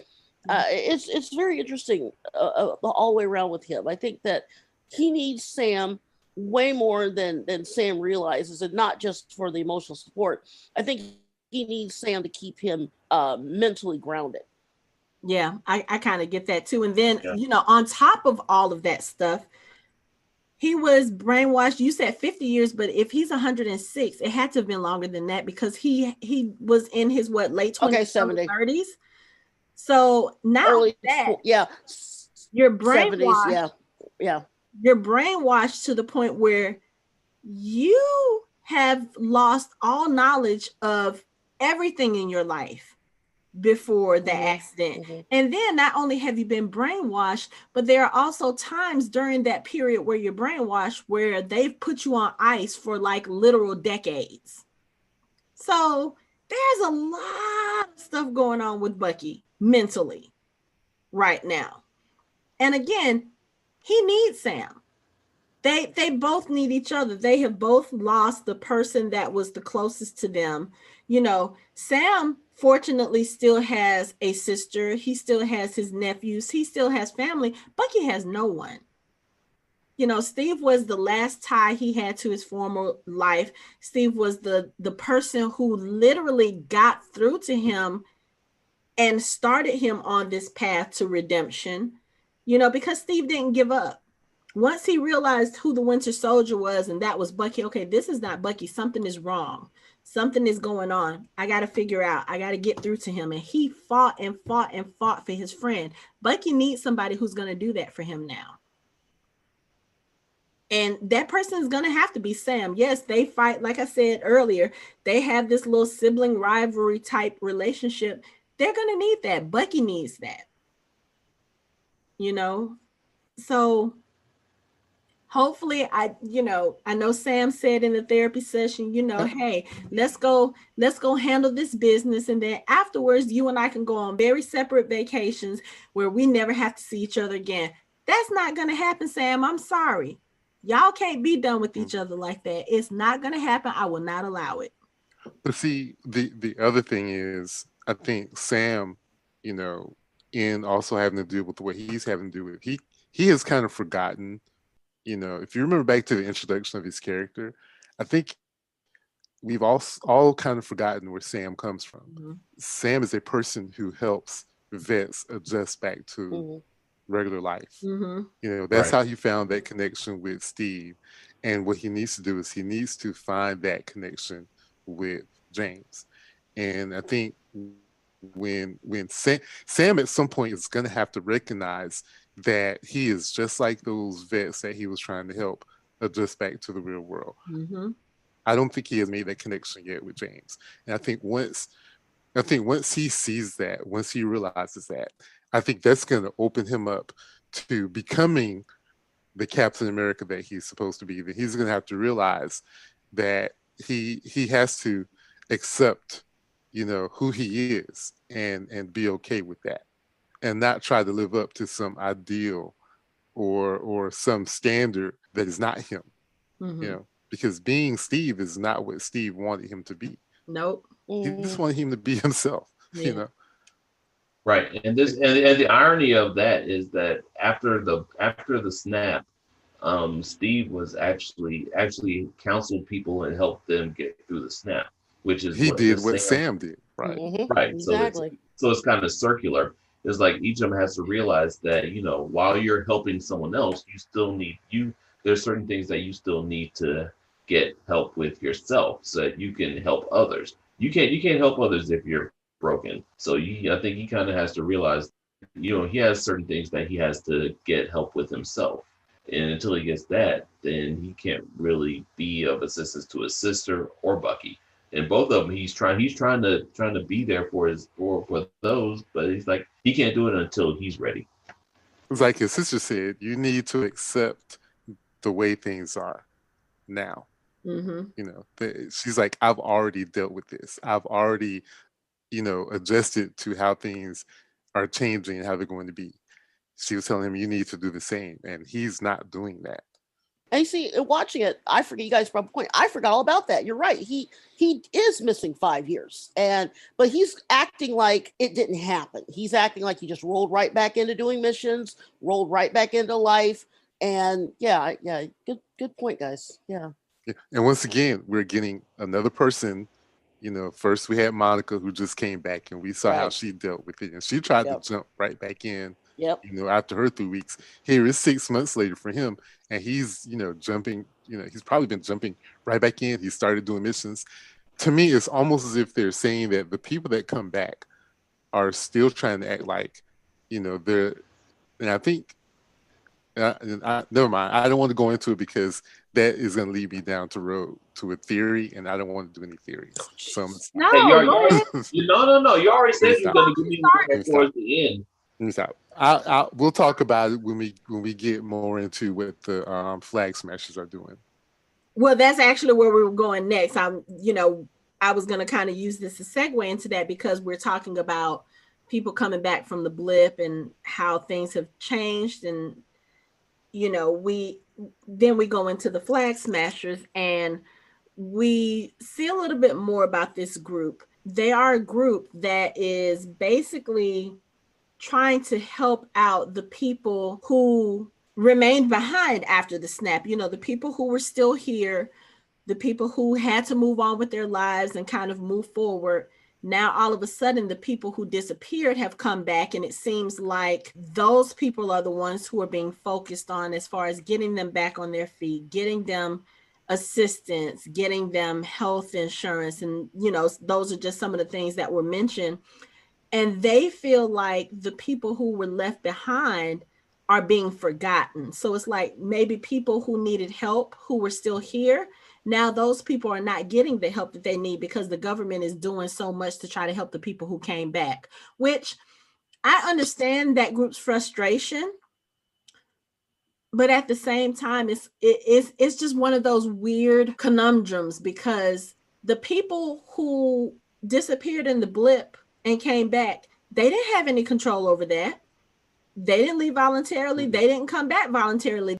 This was something that happened very unexpectedly to them. And in the course of time that they've been gone, they've lost their livelihood. They've probably lost families. They've lost all sense of normalcy. And now they have to come back and try to rebuild. And the government is trying to help them, which is a good thing. But, it's just kind of one of those things where it's like, okay, but do you ignore the people who needed help before? It's a matter of perspective. It's like if you were one of the people who were downtrodden before the blip, and then the blip happens, and then, everyone is trying to help everyone readjust to this new situation where half the population is gone. People have lost their whole families, and you might be the only person left. So you're getting help, and you get back on your feet after for those 5 years, and all of a sudden you get a whole new group of people that aren't really new, but they're people who were gone. They're back now. And like Hanako said, they may have lost their property. They have lost their families. Some of them had people they were in love with who remarried and had new families. So to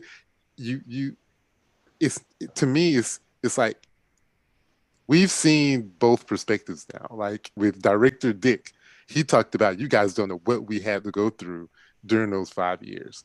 Then you have Monica, who's like, but you don't understand. When I came back, my mother was gone. When I left, she was going to be fine. So then you have that perspective. You have Wanda, who was gone. She comes back, and the first thing that happens to her is she loses the love of her life. and she's plunged into grief. You got Sam, who seemed to be, he was on the run, but now he comes back and he has nothing. He has to start over again. And he thinks everything is going to be like it was. But your family, he said his nephews who were babies, they're almost grown men now. Yeah. And all it's a con and pro on both sides of the situation. And it just seems like the flag smashers have decided to take what they feel to an extreme. I think they're selfish.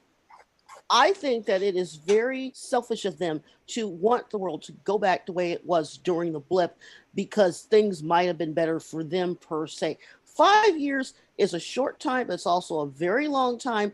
Anything could happen to anybody in 5 years to make your life completely different than it was 5 years ago, or nothing could change at all. Mm-hmm. I think they're extremely selfish to want the people who came back to basically be gone again, or to be given different type of thing because of what they have. I don't like it. I think they're wrong.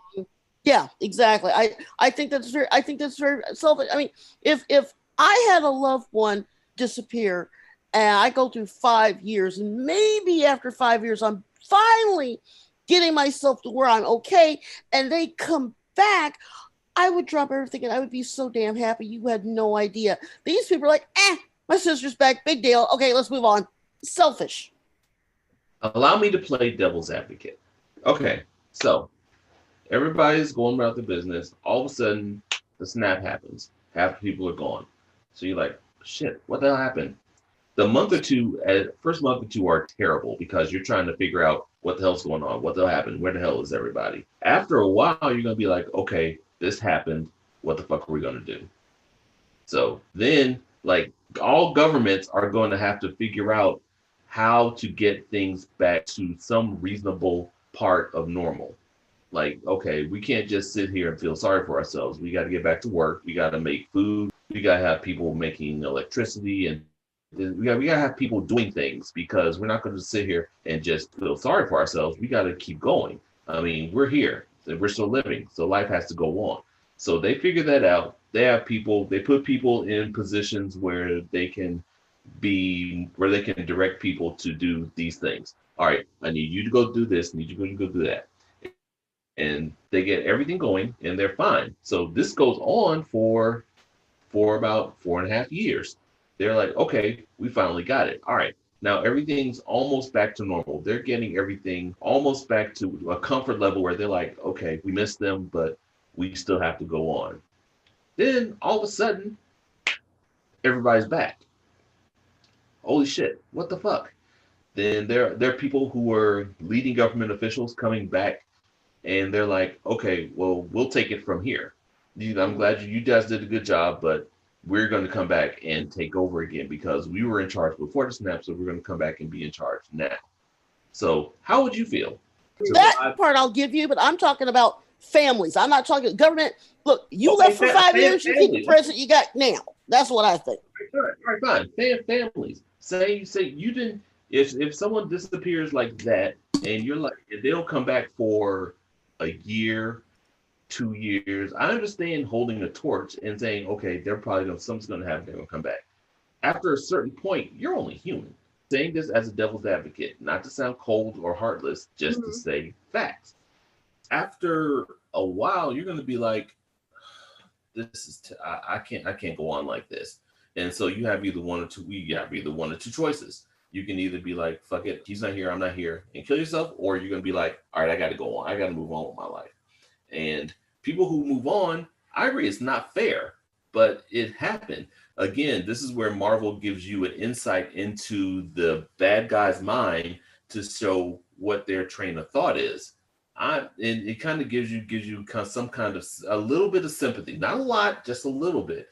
When one realized and built all this, then people came back and wanted to change things back to the way things were when they were here. But they weren't here the 5 years that we struggled and fought.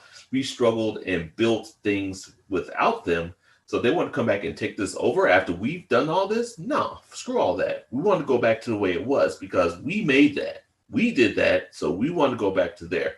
I'm just saying that's how they're thinking. I don't agree with it or disagree with it. I'm just saying that's how they were thinking.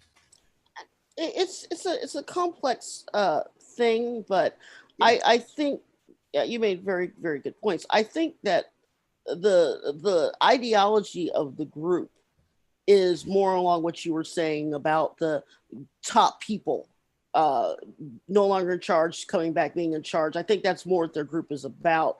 I think that politically, I don't think that it would be a good idea to let the prime minister who disappeared 5 years ago to walk right back into being prime minister. I think you might have to go with who you currently have, because it's been 5 years and they don't know what's happened.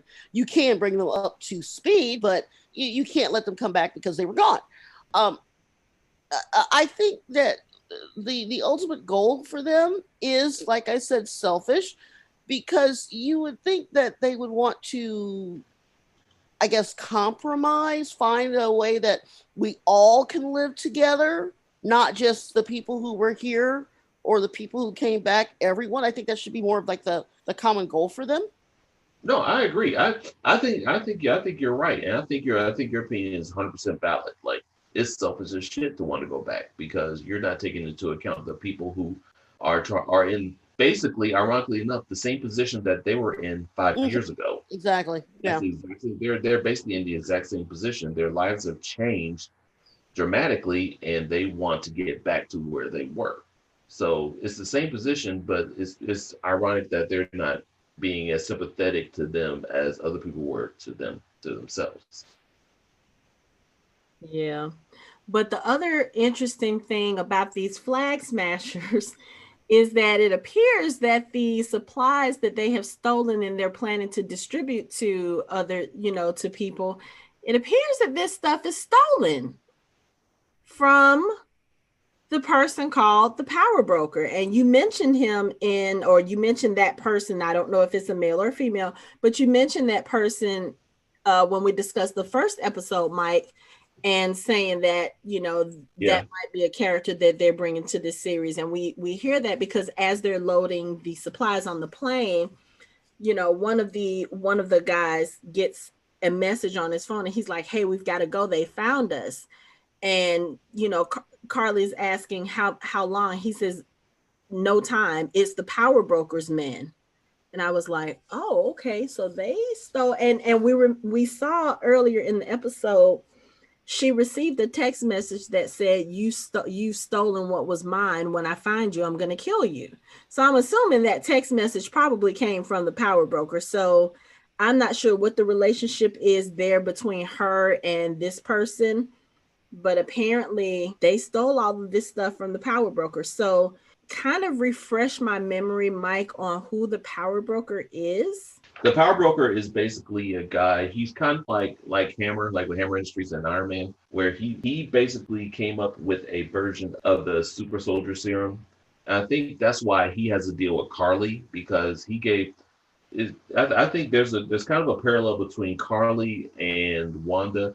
When Wanda agreed to be experimented on by Hydra, I think this is kind of along the same lines. Okay. Where she was mad about all that.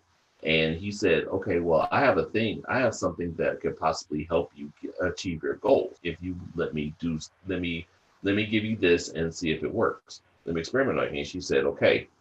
But I think that's what he is. And also, I think I said, I'm looking at my notes. I'm going back in my past notes about the power broker. I think that he's the one that actually gives Battlestar and US Agent and boost in their powers as well. So he's going to figure in pretty prominently in the next 4 episodes. Okay. So I think that maybe she realized that he wasn't as much of a good guy as she thought, or she wasn't with her cause as much as she thought that he was. And she was like, "All right, well, we need to turn this around ourselves." And she had like a small ragtag group of people that they experimented on as well.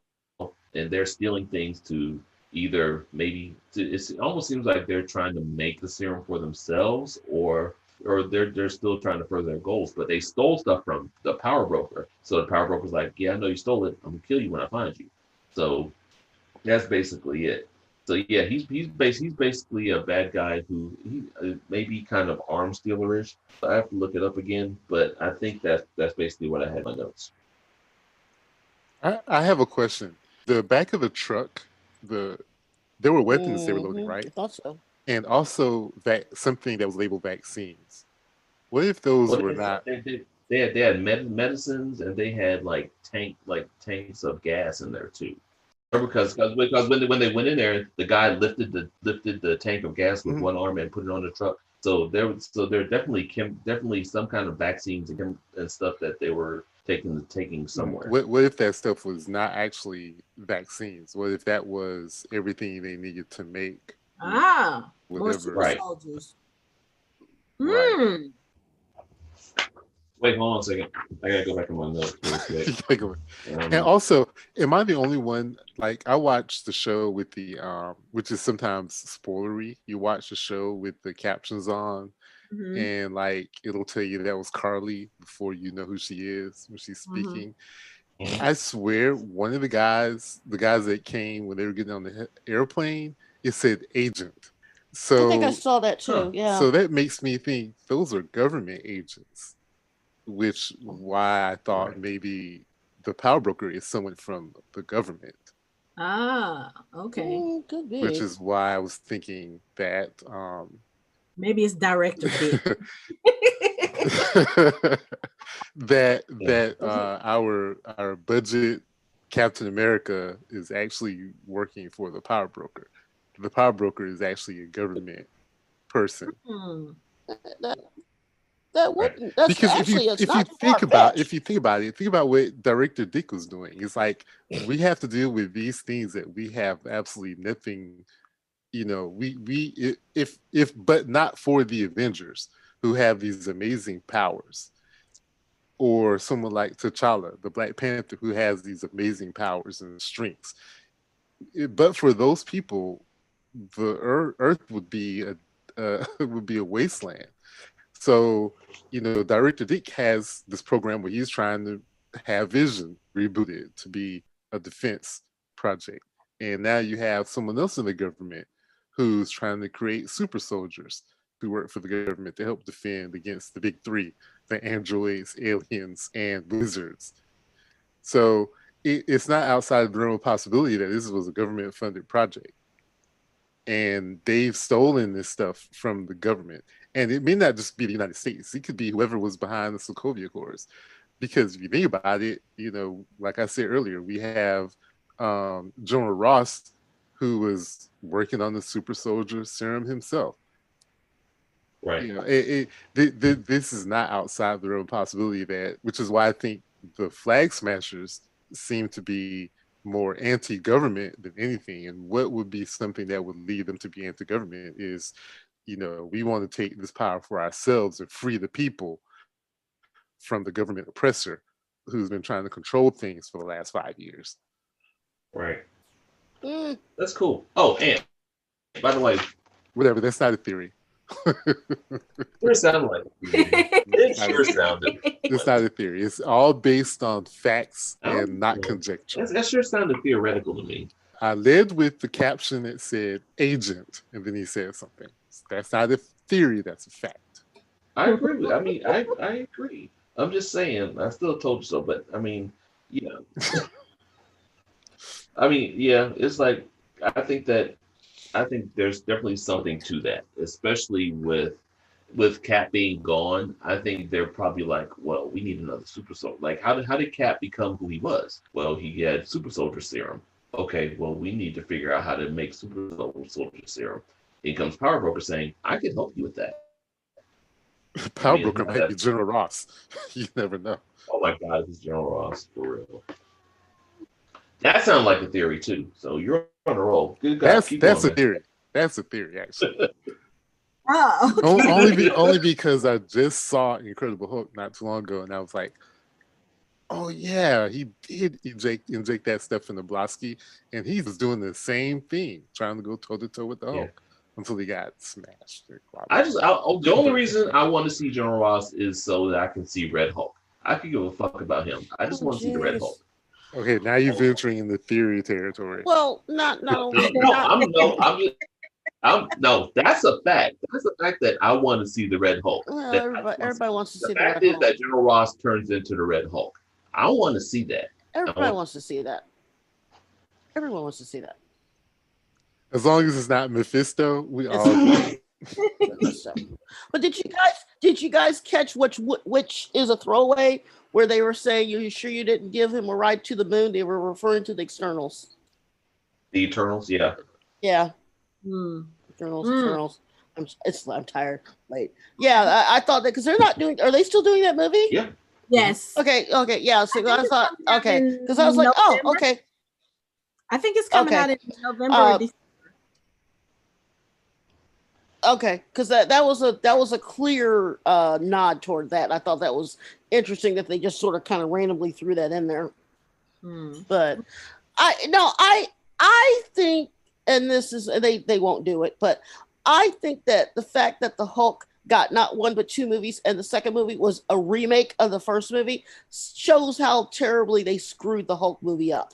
Okay, it could have been awesome. I mean, but the way that they did it, and it is still canon, I think that it's sort of like it got sort of put like second or third or fourth down their list of things to do right, because they were at that time so focused on making the 9 different Wolverine movies that we got, good, bad, and what the hell did they do? Seriously, there's like 9 Wolverine movies. You're not wrong. Okay, so going back to Falcon and Winter Soldier, I think we only have really one scene to really discuss now.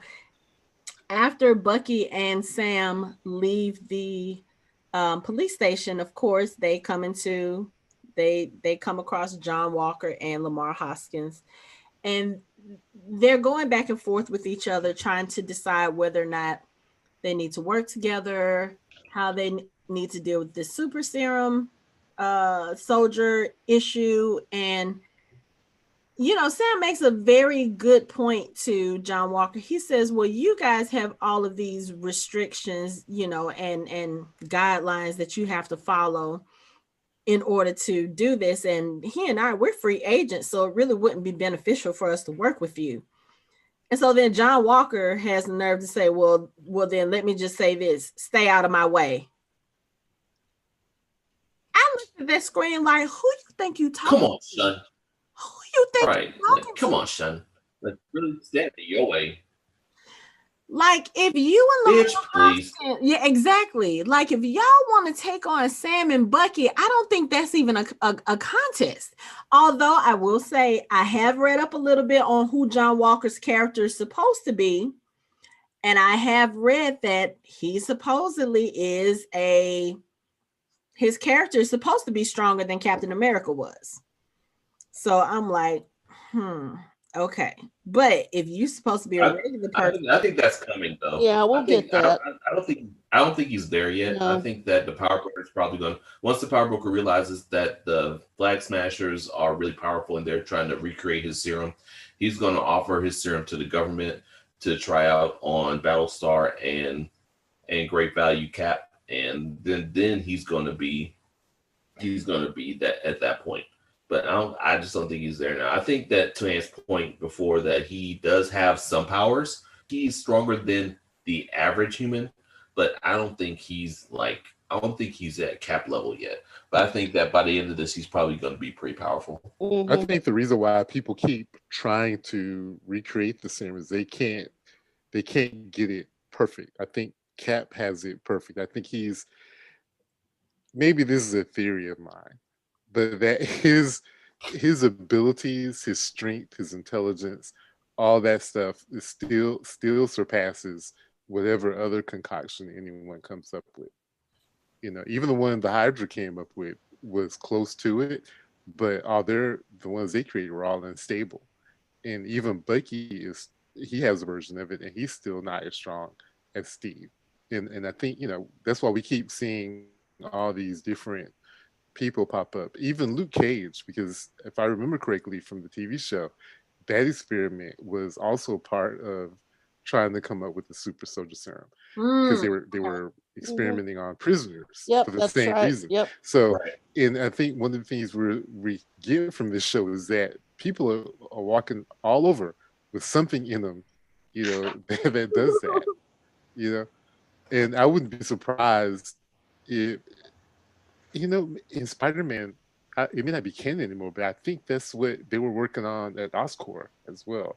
So it's out there. People are trying, and we've got people walking around with crazy abilities and stuff, but no one has found that perfect mixture, Okay. No one's found it. Captain America, and no one will ever reach that point with Captain America. Right. Yeah. Because I'm sure he would have wiped the ground with all those super soldiers. Think about the beating that he took from Bucky. Yeah. And he was like, I'm not going to fight you back. And he stood there. He just kept taking it. Right. And remember, he has accelerated healing. They may not have accelerated healing. They may have super strength. I don't think they have the accelerated healing because John Walker. I don't think they have healing, period, because he's dead. Yeah, that's what I'm saying. So like John Walker could be stronger, but he may not be as fast, and he may not have healing.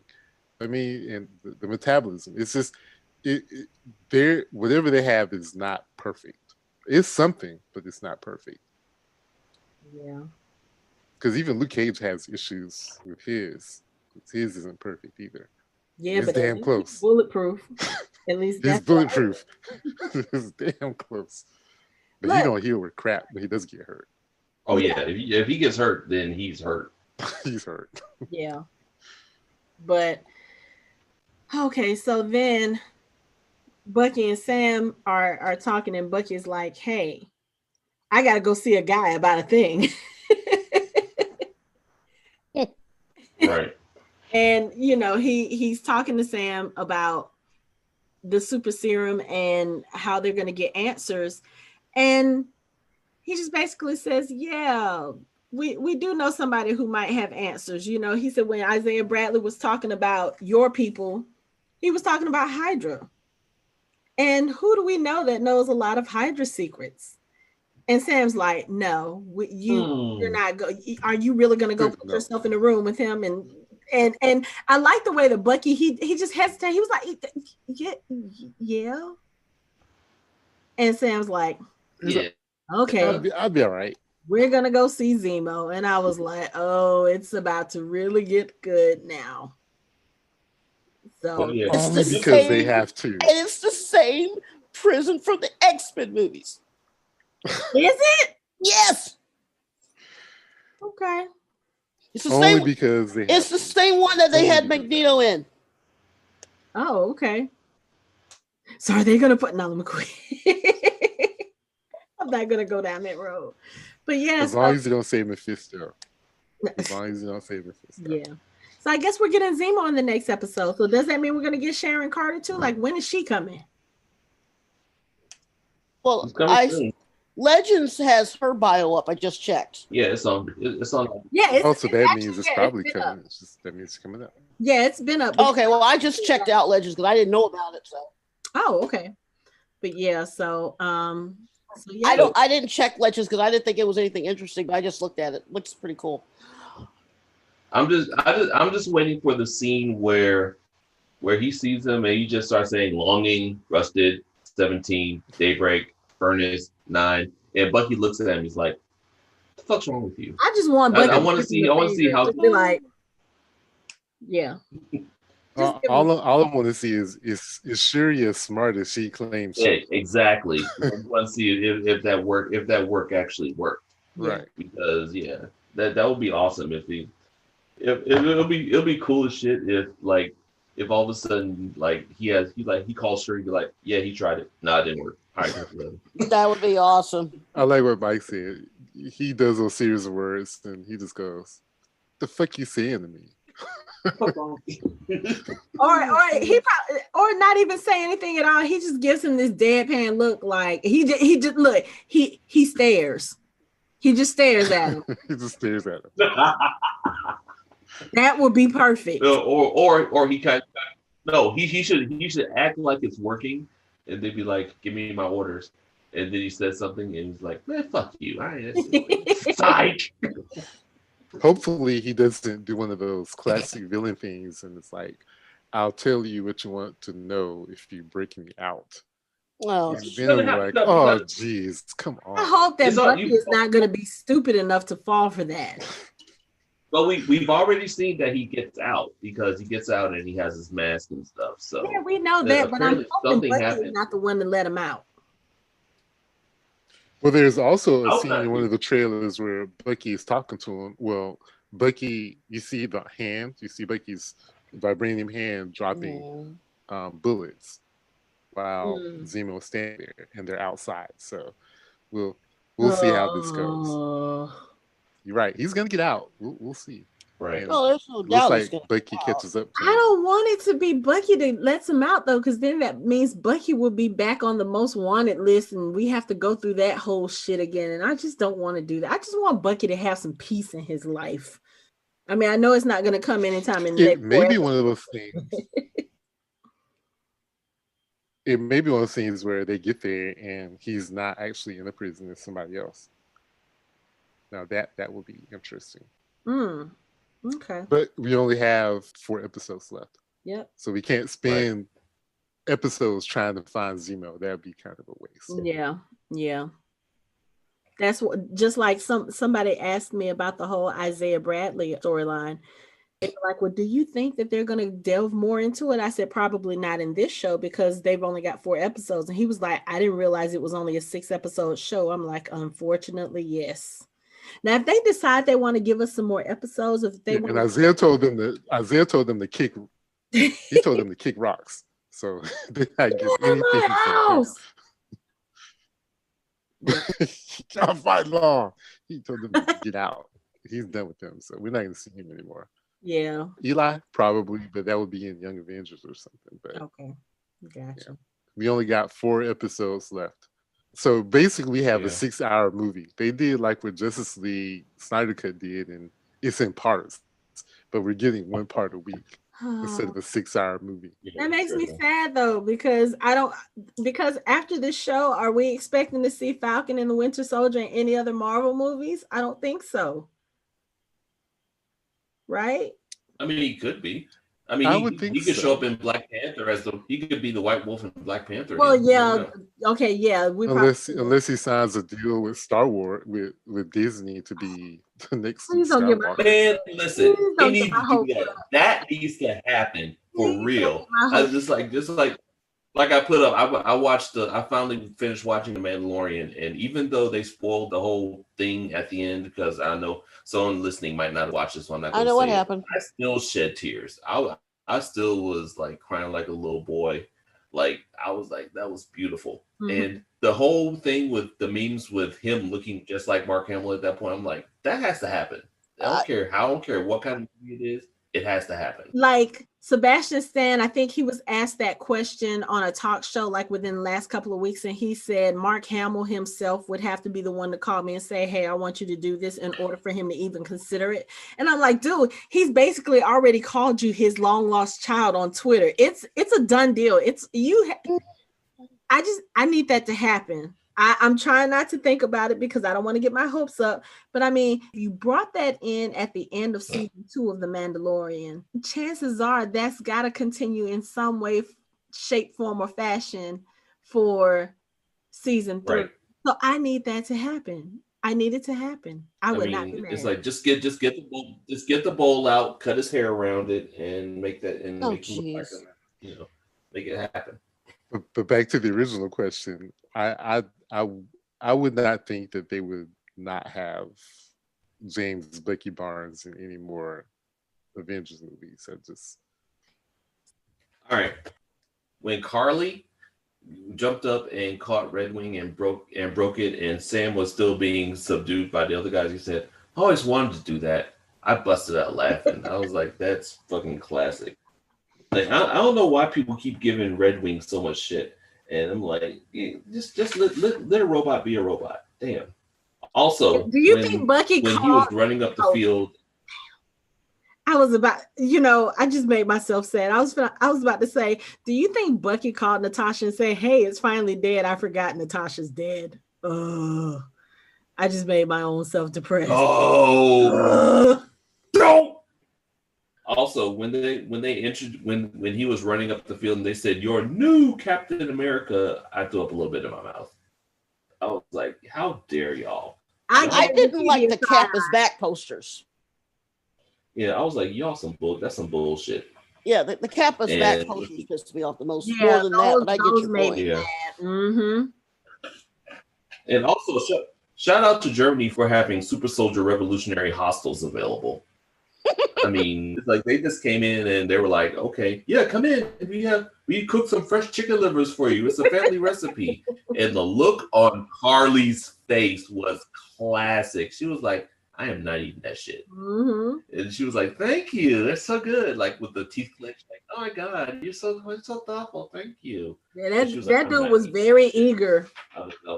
Shout out to the guy who sacrificed himself running towards them like the black guy in Get Out. I was like, move your arms. Like, swing, man. You got to get swinging in there. I expected him to survive, to be honest with you. I was a little surprised he actually died.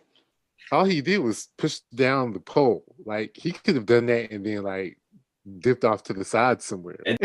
But whatever, dude. Yeah, you're right. He pushed the pole. He could have easily made it back to the plane, but now, so whatever. Just shout out to that scene after when Falcon went under the truck and snatched Bucky so that he wouldn't fall down and get ran over. They rolled in the field and then like Bucky was on top of him and he said, you use that shield. And then Sam was like, get off me, man.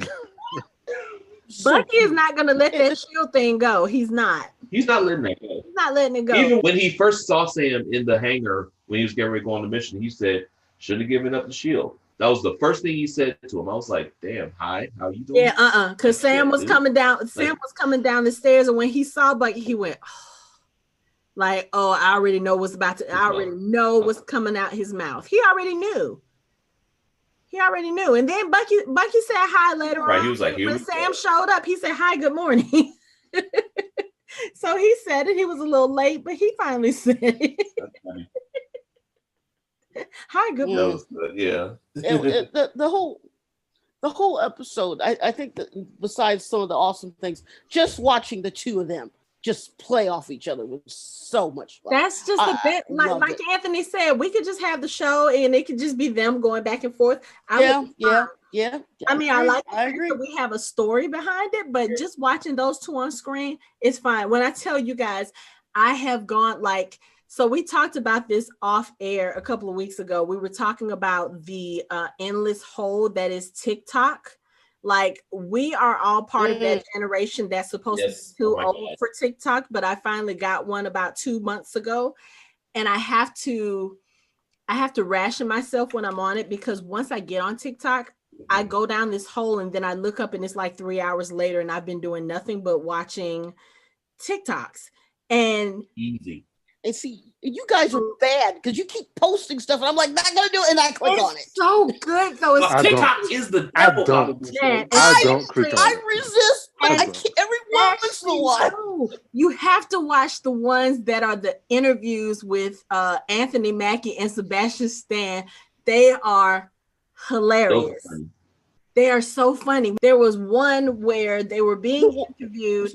And the question was, so if both of you guys message Chris Evans right now, who would he respond to first? That video was so fun. Oh my God, that was so hilarious. It's so fun just watching them to interact together. I don't care if it's on screen as their characters. I don't care if it's them in real life. Watching videos of them coming up on red carpets, and Anthony Mackie is like, Sebastian Stan looking good, man. I mean, I just love their interaction, period. So I will watch them on any forum, in any capacity, whatever. They can be Sam and James, they can be Anthony and Sebastian. I don't care. I will watch them all day long, period. The one where the guy, I think he's either a t-shirt and a hoodie, and he's showing the difference between Marvel and DC with the movies, and he's dancing. That was hysterical. That one was funny. I was like, oh my God, that's just so wrong. Yeah. But yeah, no, you guys, you guys just, it's funny. I love it. I love the idea that you guys do the whole TikTok thing, but like I said, once every 5 I'll look, but I cannot afford to go down that route. So much fun. Also, why was Great Value Cap keeping his US agent suit in a damn K&G bag? Like, motherfucker, if you don't get a suitcase and put that thing in before someone steals it, Really? That shows you that he's not worthy of the damn shield. He probably has the shield in a fucking backpack. Not even that. He probably has it strapped to his back with like 2 belts. Man, if you don't get a proper thing to carry your damn super suit in, motherfucker, get out of here. I'm so sick of this dude. I'll tell you what. He's supposed to have the super suit on up under his regular clothes. That's what he's supposed to do. He's supposed to be wearing it, period. He's the quote unquote new Captain America. You need to wear that suit every damn day. Why are you in your fatigues? Motherfucker, get out of that shit and get a damn super suit.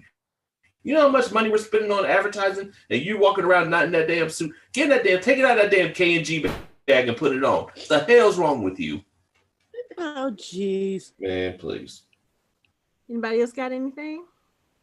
I'm looking forward to see Sharon because I'm looking forward to her putting them in their place.